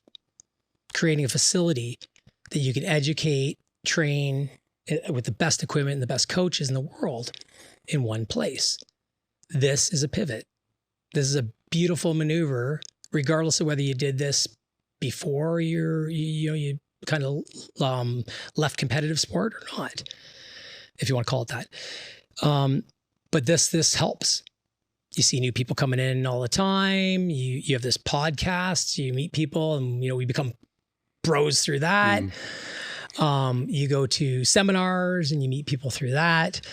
And that becomes the network. That becomes your people. And you of all people know what important a network is. Well, that's just the social thing. Well, I think you just nailed it right there with what I was trying to put together on, because I was one of those people. Likewise. Right. So I understand that. I also understand why everything that you're saying, and that part of my brain thinking back is like, nope. Fuck it. Nope. Yep. Not doing that. Nope. Not doing that. But the networking part, when that started to come into play, when I started to figure that out, the more people that I knew, the less I had to remember. Right. Right. So it's because a lot of these topics are very complex. Right. So when I went through college, I'm spending my time listening through these classes. You have to memorize to take the test, but all I'm focused on is what the hell are you going to say that I can use for me? Right. Right. Yep. Absolutely. So I can't regurgitate all this shit, it's, and there's a lot, right? So when my network started to expand, it's like, oh, I remember that. That's important. Who do I know that's really into that? Then you can go there. I don't have to learn it. What are the benchmarks I need to know about this? Bam, taken care of, right? So it became a way to consolidate time, right? To make fewer mistakes, and because it's all these topics can become they're very deep. Yep. And cumbersome too. Yeah. Yes. And nobody can know it all. Right? They can just skim the basis of what they need to be able to be an expert at whatever demographic that they're working in. And then when they're focusing on that demographic, there's a lot of the stuff that they've learned over time that's not even being utilized. Right? Give it enough period of time, they're like, oh, wait a minute, I need to go refresh on that real quick. You're probably in that position a lot, right? Absolutely. Where you got to go refresh. Okay, I got that. I know that. Where that network is huge, right? But I never saw that network. Now that we're talking this through and I'm talking it through, I never saw that network as being a social. Well, that's network. The whole idea. And that's the whole point. But I didn't see it that way, but it was. 100% was. Right. Yeah. It was. That's why I was having a hard time connecting all this. And until you said that, then it was like, oh, that was it. Yeah. And you'll feel when things are aligning, right? Like you'll feel when you feel like you're forcing a square peg into a round hole, or it aligns. And that's when an insight is the key. The problem is in these young athletes, insight doesn't develop really well until we're a little bit older. And so we want to practice insight when we're coaching any of our athletes, because we want to hear about, like, for example, like when I was younger, I had digestive issues all the time. I didn't know because I force fed and all that stuff, right? Yeah. And it was just part of my life, farting and smelling like shit and feeling like shit. Bloated. Right. And it was funny because I took pride in being bloated. Same. I love being able to fart at will. Yeah. And wreck the whole place. Yeah. So what's neat about that is that's a lack of insight. That's a lack of going, like, every time I drink a gallon of milk, I feel like shit. You don't even think about it. You just feel like shit. Because that's the rule for making yourself be a champion. You got to drink, this thing or that. And so it's neat, right? Because as you get older, then you start to have a little more insight. You're like, fuck, every time I drink this, it causes these issues. Right? Anytime we have any insight, we make a change for better. And we make a change for better. It might be diet. It might be breathing exercises during blood pressure measurement. It might be whatever. But in this group of people that we're talking about, all the different athletes we've talked about in this podcast, it's funny because every one of them knows at least some things that they should be doing. They know that this career is fleeting, and if it ended, it'd be horrible. In fact, they're willing to die for the career. Yeah. Right? Yet they won't put a life jacket on at the front end, which it'll only affect the performance of the career in terms of, won matches, or whatever, titles that you get, the length of time that you can be in it. So then you'll get more titles.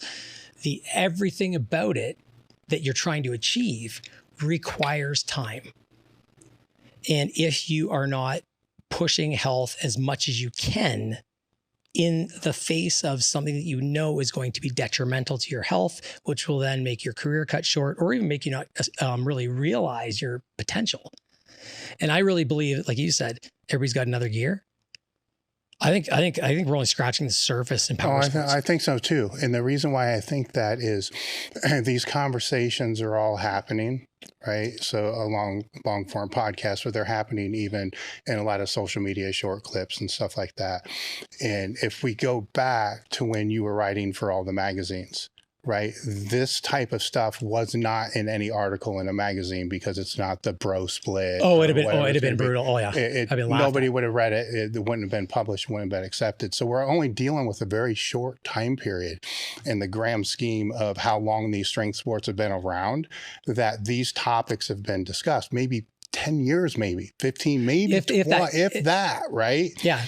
Right. Maybe like Kanakin's first Swiss, but you had to be there to hear these topics, to be able to kind of be around that, which I was, which was interesting because it's like all these different worlds are being exposed. It's like, oh shit, where do I start? Right. Yep, totally. But you had to like be there. Now it's everywhere.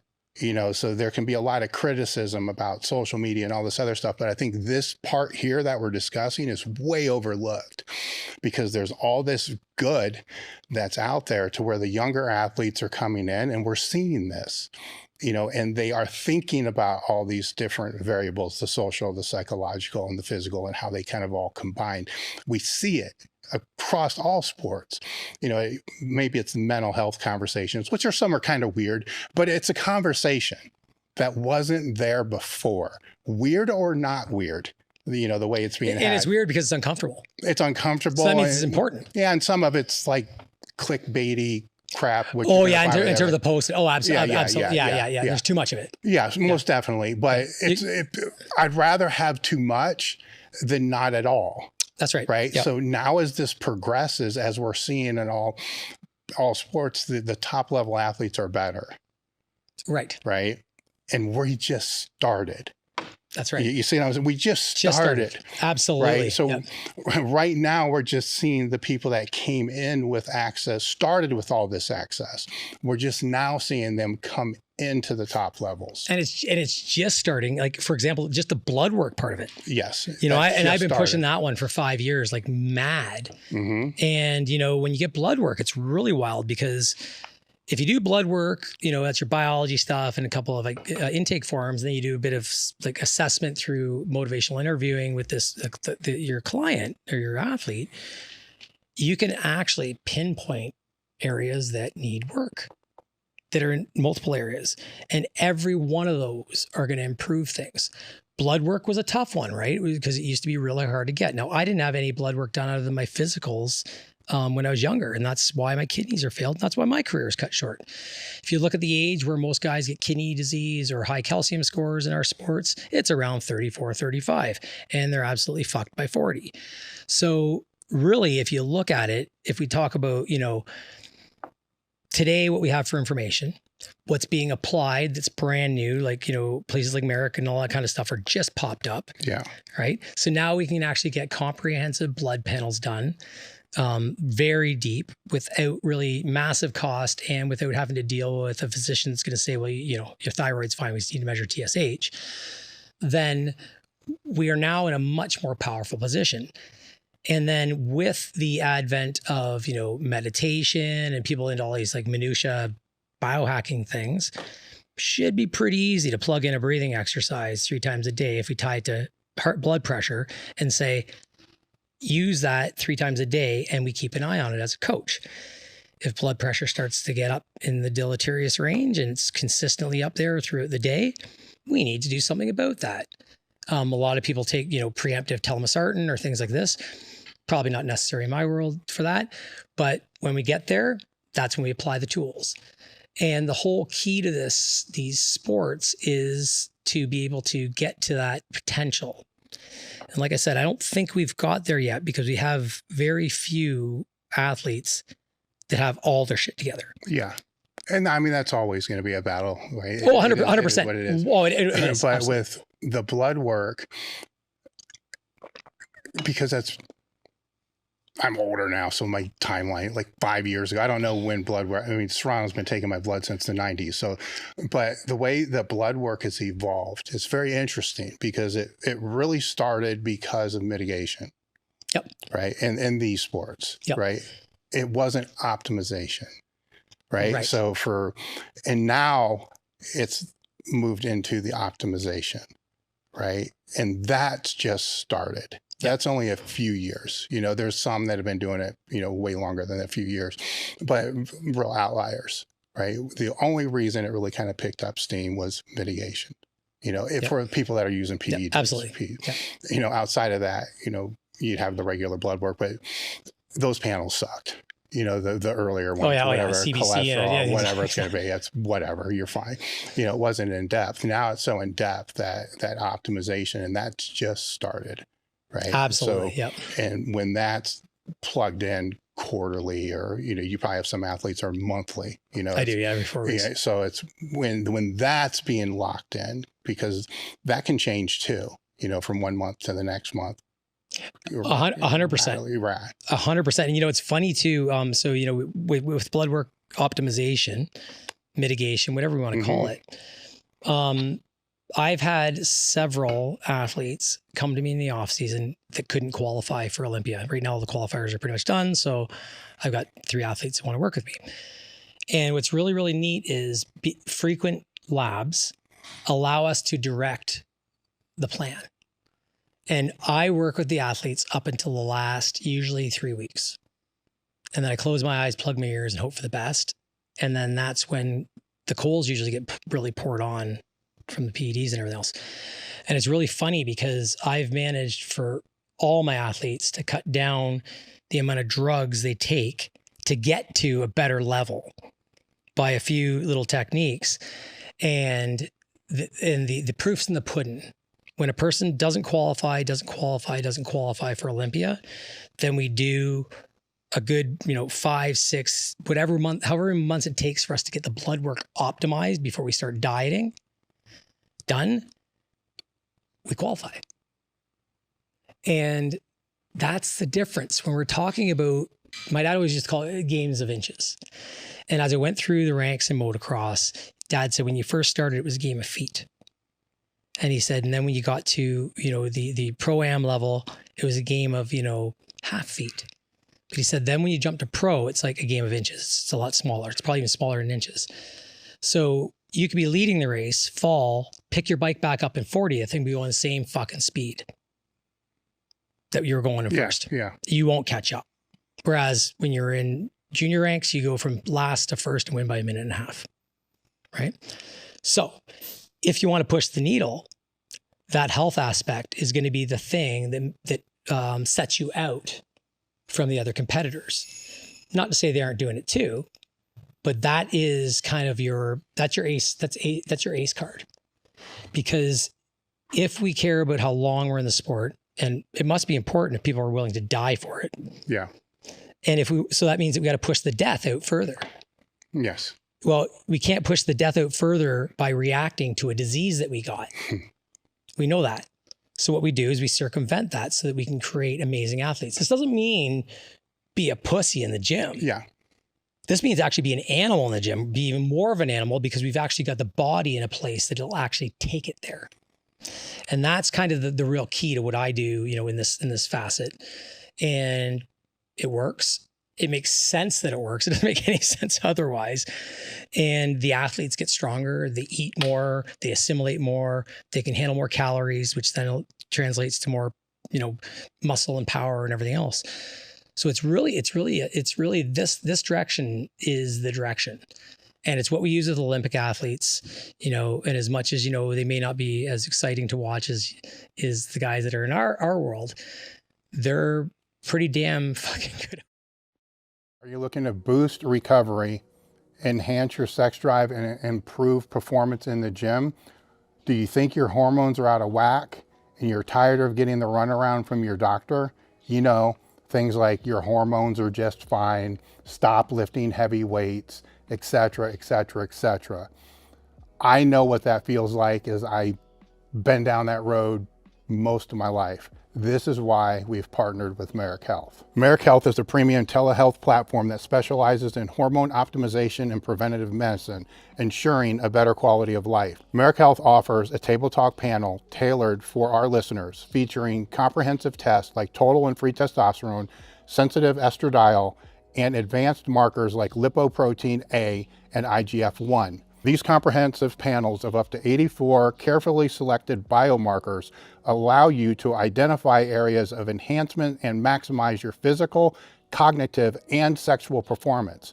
It's much different than the panels you may get from your doctor. Choose between self-service options where you can select lab panels based upon decades of experience, or opt for guided optimization with your own health coach. Start with a detailed breakdown of your labs and receive personalized treatment options, both over the counter and prescription. Visit merrickhealth.com/tabletalk and use the code TABLETALK to get 10% off your first order. MER Health isn't just about better health, it's about empowering you to take control of your well-being.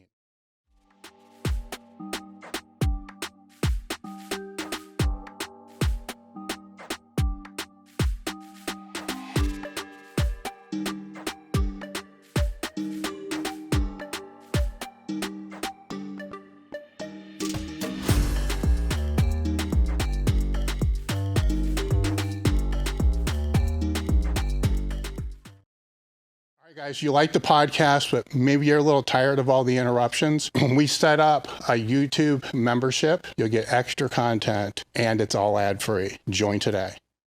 What they do. Yeah. And you watch gymnasts, and you watch track and field athletes and everything else. They have to have their shit together. I want to go into stress, physical and psychological stress. And the question would be, I've always been told that Charlie Francis said it, and I think it goes back to, I don't know the author of the book, but if you're stressed, let's take a bathroom break real quick, then we'll come back to this. So back to the topic of stress, the way it was always explained to me, and I think Charlie Francis was the one that popularized it, but it comes before that, is stress is like that cup, right? So if it's emotional stress, physical stress, you can only hold so much in the cup. That always seemed way too oversimplified, to really make sense to me. But that's what's been regurgitated over and over again. What I think gets lost in that conversation is you should also make a bigger cup, right? So there's a lot of stress mitigation when you're dealing with the social and the psychological and all the other kind of stuff. But there's some things that you just need to become more callous to. In other words, the cup has to become bigger. So we're in a weird place with this narrative and that conversation, is you have to, as you train a muscle, you need to, not break it down, but you need to train it to be able to make it stronger. Yeah. Right. You need to be able to train your stress response to be able to handle more stress. Where that can be mistaken is just remove all of it, because you're not going to be able to recover and adapt. But then any small stressful thing that would be small to somebody that's been through it many times becomes this huge thing to somebody else. So it's like it's weird with the stress conversation with that, right? Because there's mitigation, and there's the lack of, well, maybe you just need to become fucking tougher. Well, there is that conversation too, but that's different in the way it's being presented, because it's presented in a different context. Like, all these kids are weak and whatever, man up, all that stupid shit, right? But they're not coming together, those conversations, in the way that I think it effectively should be. So expand on that. Yeah. So this actually is the area of research I studied for, 30 years. Okay. And I actually looked at sex differences between females and males and how they handle stress, that neuropeptide Y stuff I did that we talked about earlier. And it's funny because, so the cup analogy, is a baseline correct. So this is the whole idea of, I use water lines. So we use water lines because the audience can see it. So if your water line's at nipple, my nipples are getting lower over time, but if your water line's at nipple level, right, you have lots of room to move and before you're underwater. You use head underwater all the time for high stress. And the funny thing is, like, a lot of people operate here their whole life. So stress as a cup is a true thing, and it becomes more of a cup if you, again, don't have your yard cleaned up or your side of the street cleaned up, because now you've got underlying low key, high key stress sitting there all the time, which then is going to take away your ability to be able to push yourself hard every single day in the gym. And it will, you'll break down because the same systems prevail or under operation during those periods. So we only have one autonomic nervous system. That's the one that's kind of the chief mediator of all the stress. And so there's a couple of problems with today. My wife doesn't like when I say this, but I do tell people, like, life is fucking hard, put on a bigger helmet, because it is. And the bigger helmet analogy just sounds like, you know, it's easy, just put on a helmet, but actually the bigger helmet is building stress resilience over time. Yeah. And guys like us, you know, and you know, the younger folk coming to the gym and everything else, they're learning that on a daily basis in here just from the training, let alone, you know, crushing their fingers between weights and stuff when they're pulling them out the rack and not paying attention and stuff like that. So yes, stress builds resilience. Absolutely. The key is, we call it allostatic load. That's actually the cup thing, right? Is that everything contributes to allostatic load. However, eustress or good stress versus distress, you know, you lose your house. Exercise is eustress. And so although we are pushing the body into places that it's highly stressed, immune system changes, you know, we see liver function stuff, liver enzymes going up, maybe not in the liver, but we see doctors get worried about it. We see all these things change, right, from the stress of training, and we need that stress to grow. So we continuously hit it. But if we have underlying inflammation from digestive stress, right? Fuck it, I don't care. This is get people pissed off. If we're fucking around on our wife and we have money problems, good luck being a fucking champion, because it's going to overwhelm you. And so the key to this whole stress response is to kind of keep that waterline low. Here's what the problem is. Everybody thinks that stress is either on or off. They think, oh, I'm going to be parasympathetic dominant. Well, here's the thing. It's the autonomic nervous system. So it runs on its own. Okay. There are techniques that we can do to bring ourselves become less sympathetic. But the sympathetic nervous system and the parasympathetic nervous system are always doing this. That's how we maintain blood pressure. When we stood up, we had an increase in sympathetic nerve activity. That's what drove heart rate up, so that we can get cardiac output up, so we can get it to the brain and we don't pass out on the way to the washroom. So really, our body is undergoing these things all the time. And it doesn't really matter about how much we breathe right here and get our HRV so high that, we're completely parasympathetic. The minute we do a manipulation of our body, blood pressure is controlled by this. And so we have to raise blood pressure, away we go. When we go into the gym, before we even think of lifting weights, we're hypertensive. That's okay, because the baroreflex that controls the thermostat for our blood pressure, it's allowed to reset at a higher level so that we can operate with more cardiac output to perfuse more muscle and do our thing. And the higher inputs we give from here into the muscles, the greater the sympathetic response. Well, it's not great, because sympathetic responses are catabolic. They break shit down. They break down glycogen, they break down muscle, and everything breaks down. The key is to get out of that state as quickly as possible after training, so that recovery comes back up. If your lifestyle isn't commensurate with relaxing after training, you're definitely not maximizing your recovery, because sympathetic responses are a breakdown thing. They're catabolic.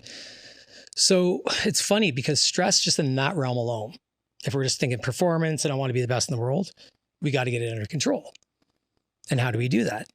Well, stress is generally, the psychological stress that's distress is managed by where our psychology sits and is mitigated by social life.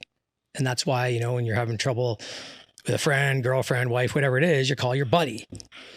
and you bitch and complain. And then as soon as he says, yeah, she's a bitch. Oh, no, get all mad at it. You just want to bitch. You just want to get it out. Right. That's how we relieve it. So it's funny because everything kind of comes together at the end of the day. But the biggest problem with the stress realm is that we're all so focused on numbers and metrics and everything else that we lose track of the fact that this is actually really easy to control. This isn't like a thing that we need to measure and say that our HRE is in the tank. What we need to know is how we feel. And if you sit there and do a battery in your head and you go, well, I got to meet with the bank tonight because I'm pretty sure I'm going to lose the lease on my car and they're going to be repoing that, and whatever, then obviously there's stuff you need to deal with. My pause is, if you look at the far ends, depression, anxiety, which, I've spoke to a lot of guests about, which is weird topics again, because what do those actually mean? Right? Like there's clinically, but how does it express? And that's what I'll ask a lot of times. Like if anxiety is an issue, like how does that express itself in you? Where a lot of it is false, right? So worrying about things that may happen in the future that won't happen, right? Anybody that's been through, best example I have of this is litigation. I mean, anybody that's been through a lawsuit, right? The first one you kind of have to go through just to kind of learn what I'm talking about, right? Because that's all you're going to think about. Then, when it's all over, it's not going to be the worst case. It's not going to be the best case of anything that you ever thought about. It's going to be something that's except how much you had to pay the lawyer. Yeah, exactly. It's just going to fall somewhere in the middle. And so then you got to wonder, was it really worth the anxiety of all that time to be able to think about that? And then on the other end is the depression, which is more or less just worrying about or taking things in the past and trying to apply it to where being in the present, is where I see that lack, right? Or at least being able to anchor back, to being into the present, because if you're not in the present, then you're either going to be worrying about the future. Yeah, making shit up, basically. Yeah, making shit up. And then that's creating its own stress response for something that may not happen, which, why? But that's kind of how we all operate in trying to get more of that focus, because it's, as we talked about earlier, if you're in the middle of a top set, you're just right there. That's right. Right. Like everything else can happen. The world falls off. Yes. So time stands still. I think that's how you make that cup bigger, or how I've made my cup bigger, right? Is to be able to pull back into, is this real? Is it not? Right. What's real right now? Brilliant. Yep. Right. That's not saying you're not going to worry about what you're doing now and how it can impact on the future, but we don't know for certain how it really will impact on the future because we're not clairvoyants. Right. And if they even exist, so, right.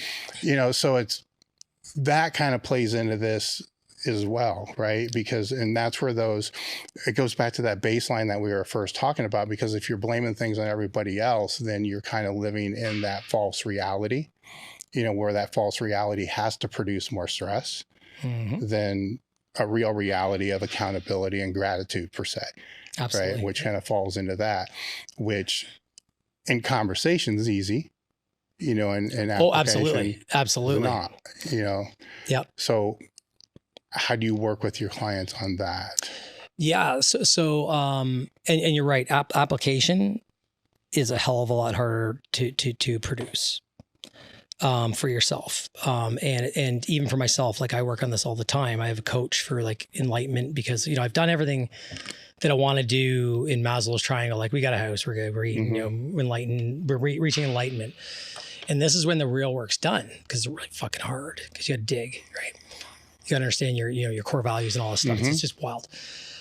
But when we're talking about just kind of getting ourselves so this cup gets expanded, that's you just hit the nail on the head. Presence expands the cup.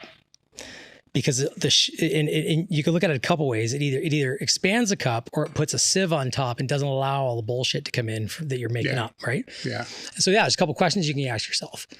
When you are on the way to the gym, you're like, fuck, I'm going to the gym today, and so is going to be there, and they're going to do this, and they're going to do that. Just ask yourself, do you know this to be true? Do you even know the person's going to be there? Do you know the person's even alive right now? right? And when you start asking yourself that stuff, you don't know it to be true. And if you start saying, well, the reason why I know it to be true is because in the past, well, you now are definitely not living in the present. And a very transformative book for me when I was going through my kidney stuff, because I struggled with all this shit. Like, it isn't like I was fucking some Zen master while I was quitting the sport I loved in the middle of the career I loved while I just had a kid. No, this was tough. That's why I know this stuff now. But Eckhart Tolle's books, which I mean, for most, they would be like, whoa, I can't read this. But Eckhart Tolle is living in the now. Yeah, like that's, yeah. So and his whole idea is, right, that time is just a construct. There's no future and there's no past. They're made up because we have time. Mm-hmm. And at any moment in time, as long as you're alive, say to yourself, when you're panicky, when you're anxious, is there a problem right now? There's not. There is a problem in my life. My sister just had a fucking aneurysm and she's got half of her brain cut open, and I got to go to Newmarket, Ontario after this and go make decisions on when they put her skull back in. And she was a perfectly able-bodied, mother of 4, 49 years old. And she's the one who housed my dad, who died in her house a month before she had the aneurysm. Stress. And so how do we stay present? Well, we just look at it. We say to ourselves, we just accept things that come through us. Because this is, I didn't accept my journey when I first got diagnosed with kidney disease. I said, this isn't any fucking journey. It's like that, right? That's resistance. And the minute you feel resistance to something, it's going to come with an egoic expression. Yeah, well, that guy thinks he knows everything, like that kind of thing. When you feel that way, first of all, figure out where that came from. And the second one is, if you're worried about something, so say you have some pending lawsuit in 6 months, 6 weeks, 6 days, there's nothing you can do about it right now. And does it really affect you right now when you really boil it down? And it doesn't. There's very few times that you can sit cognizantly and say to yourself that whatever you're thinking about is stressing you is affecting you right this second. And so I've created this saying I give my sisters, and it's, everything in life has time lags. Even biochemistry has time lags, right? Like, you eat the meal, you go away on the all-inclusive last week, you look great the whole week, you look good when you come home, and then the following week you're fat as hell, right? Everything has time lags. And so things that we worry about in the present that aren't going to happen for hours, weeks, months, years, whatever it is going to be subjected to that time lag. And if there's nothing you can do about it at this moment in time, then really it's really you're projecting something that has no relevance until you get there. And easy to say, hard in practice, but if you do it consistently over time, you will find moments where you're very, very present. Just like when you're on the bench press and you've got 500 pounds on it. And it's funny because the sports that we love so much, there are more people in these sports that have neurodivergencies and ADHD and all these kind of things that require big pulses of neurotransmitters, dopamine mainly. And that whole idea is, you live in stress when you're like that, because you need dopamine to get shit done. Yeah, but with that as well, with that example, there's also you're subconsciously, consciously learning how to redirect, right? Absolutely. Because you could get under the top weight and your head's not there, right? Right. So then it's like, wait, stop, get your fucking head right. And then that's a redirect. Coming back into that now that we're kind of, you got it. And that's what you're doing. You bring yourself back. Yes. Yeah. So it's one of those other examples of, you're already doing these things, let's find where you're doing it. And then the skill's there. So you can't say you don't have that skill. You just don't know how to apply it in this different context, where that's why the gym's so fucking amazing, right? Because all these things that we're talking about, it can all come back into that, to play into it. The only thing that I've ever said doesn't really transfer from the gym into life would be the selfishness, but there is the social context of the gym, but it's very selfish. These sports are very selfish. So when you step out and then you have to lead people and stuff like that, it's different. It's way different. Absolutely. Because now you're you may be leading from the front, but you're actually motivating from the back. Precisely. Yeah, so it's different. You don't want to. It's kind of like if you're running a sled dog pack. The leaders in the back. Where a lot of people think they need to be in the front, dragging all the dogs. Good luck with that. That's right. Let them pull you. You're not going to get very far with that. Were there any topics you wanted to go over I didn't bring up?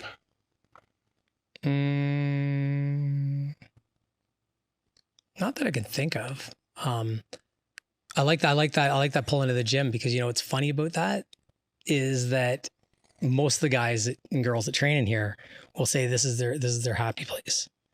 This is where they find peace. They'll come in through the door and be like, motherfucker, if my kids one more time, fucking right. And then they leave peaceful and then they go deal with their kids and it's fine.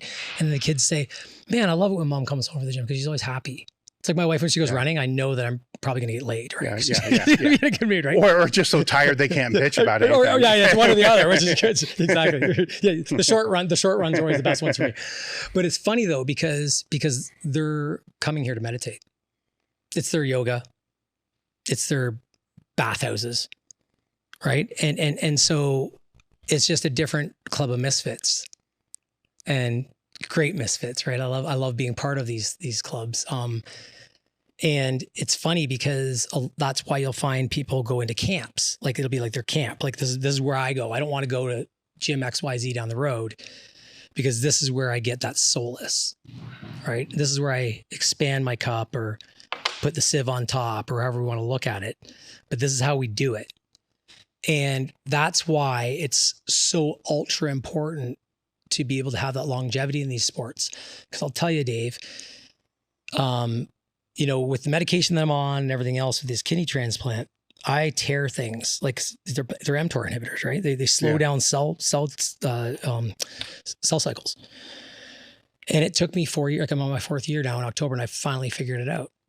And it's been really hard. And my training is really horrible. Like I would normally have came in here probably at 7:00 and said, Dave, let's fucking nail it. I'm worried I'm going to tear a hamstring or something. And when you lose confidence in your body, that's a hit. Thank God I have the mind I do. Because when you lose confidence in your body, it's really tough to get to that place. Like for me to lay under a bench press of 185 pounds right now with my shoulders the way they are and everything, get excited about that and feel like I've got somewhere. How have you navigated that? I started mountain biking and I started snowboarding and I started running and I started doing things that get me out and get me the same effect on the brain. Well, the reason I ask that is, and I went through this and I see this a lot with strength athletes that are done competing, right? The gym was never about health, right? So then they're going to try to pivot and make it about health and it doesn't work. Yeah. Right? Because there's too many comparisons, like a bench press, for example, like maybe you can bench 135, but in your brain, there's still that motherfucker. I used to do this for 60. Right. Or whatever it is. At 17 years old. Yeah. So exactly. So, this is not an easy thing to navigate, right? Because now you're going to try to prioritize something that was deprioritized for so long. And then you're trying to make that motivating anchor, which for 40 years it hasn't been. Right. And for some, it's, maybe you're done, maybe your health is fulfilled someplace else. That's new, that has a challenge that's going to be able to stimulate, but for others, you're still training, right? You're still trying to train as hard as you possibly can because you love training hard, right? But that's counterproductive to, how your physical state is. So you're in this dichotomy, Oh yeah. And it's wild because I've had to go through it a few times after quitting motocross. That was a killer, right? That was a good training ground for me, by the way, because I was 19 and I had to learn pretty quickly what to do.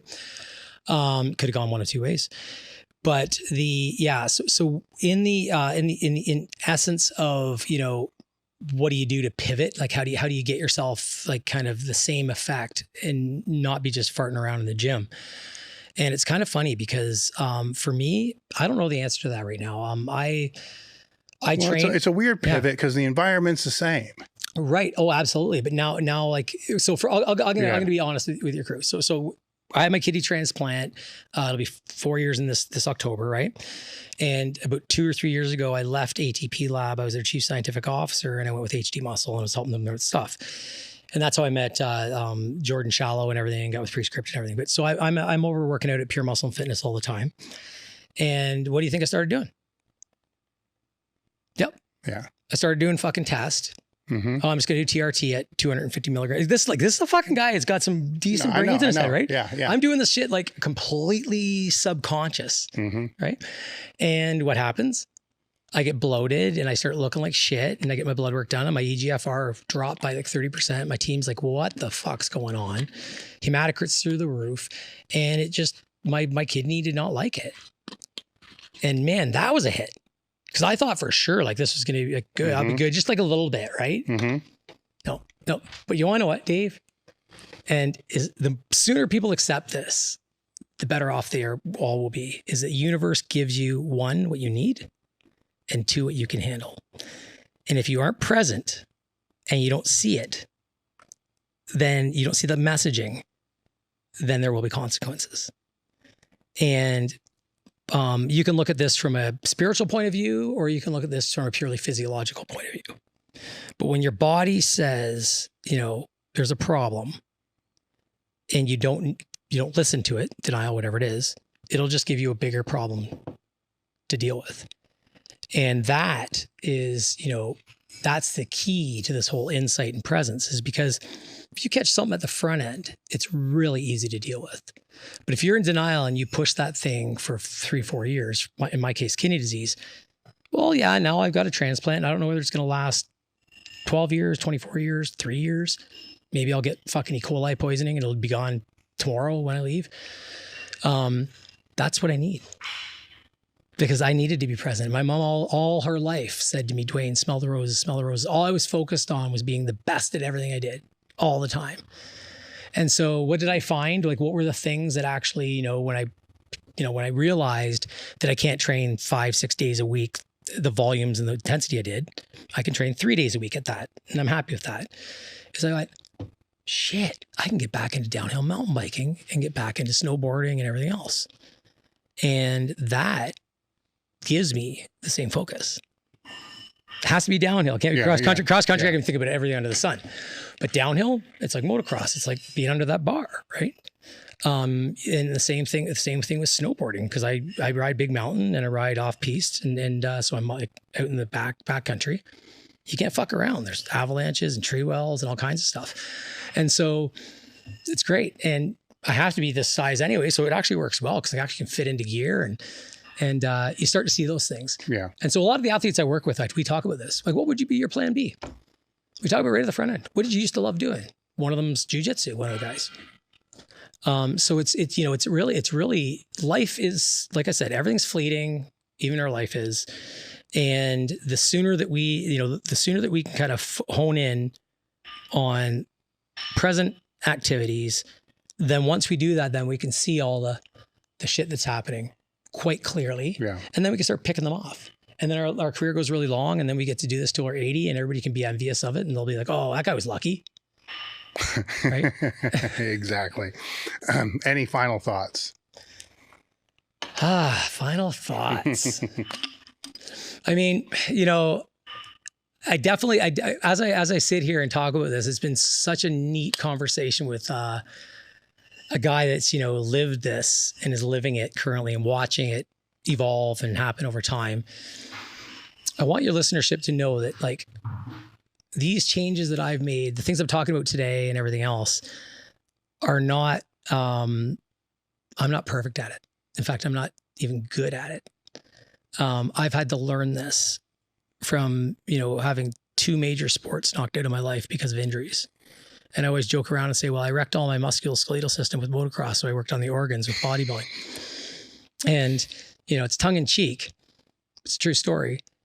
And it's like everything, man. I race cars. My dad built dragsters for me when I was 16. I had a 9-second, I still own it, a 9-second truck that runs on the street through mufflers. Like, everything in my life was all about pushing things right to the edge and till it breaks, and then back off the gas a little. And so I'm going to live a long time. I know that. I'm confident of that. But no one needs to get to the point of like literal fucking organs getting put inside you or dying in order to really do well at their sport. It's contrary to the whole human condition. And so, not saying get out of these sports, man, I fucking love them. I mean, I'm going to Olympia. I have 2 athletes in that, like in like a month or 2. The key is now, though, if you want longevity in the sport, we have the knowledge. We know this. We know that we just need to do these things. And like you said, most people are already doing it. And that's why they come to the gym and they don't even know it. It's the implicit feeling they get from working out. And the validation comes from the titles, comes from the bench presses and everything else.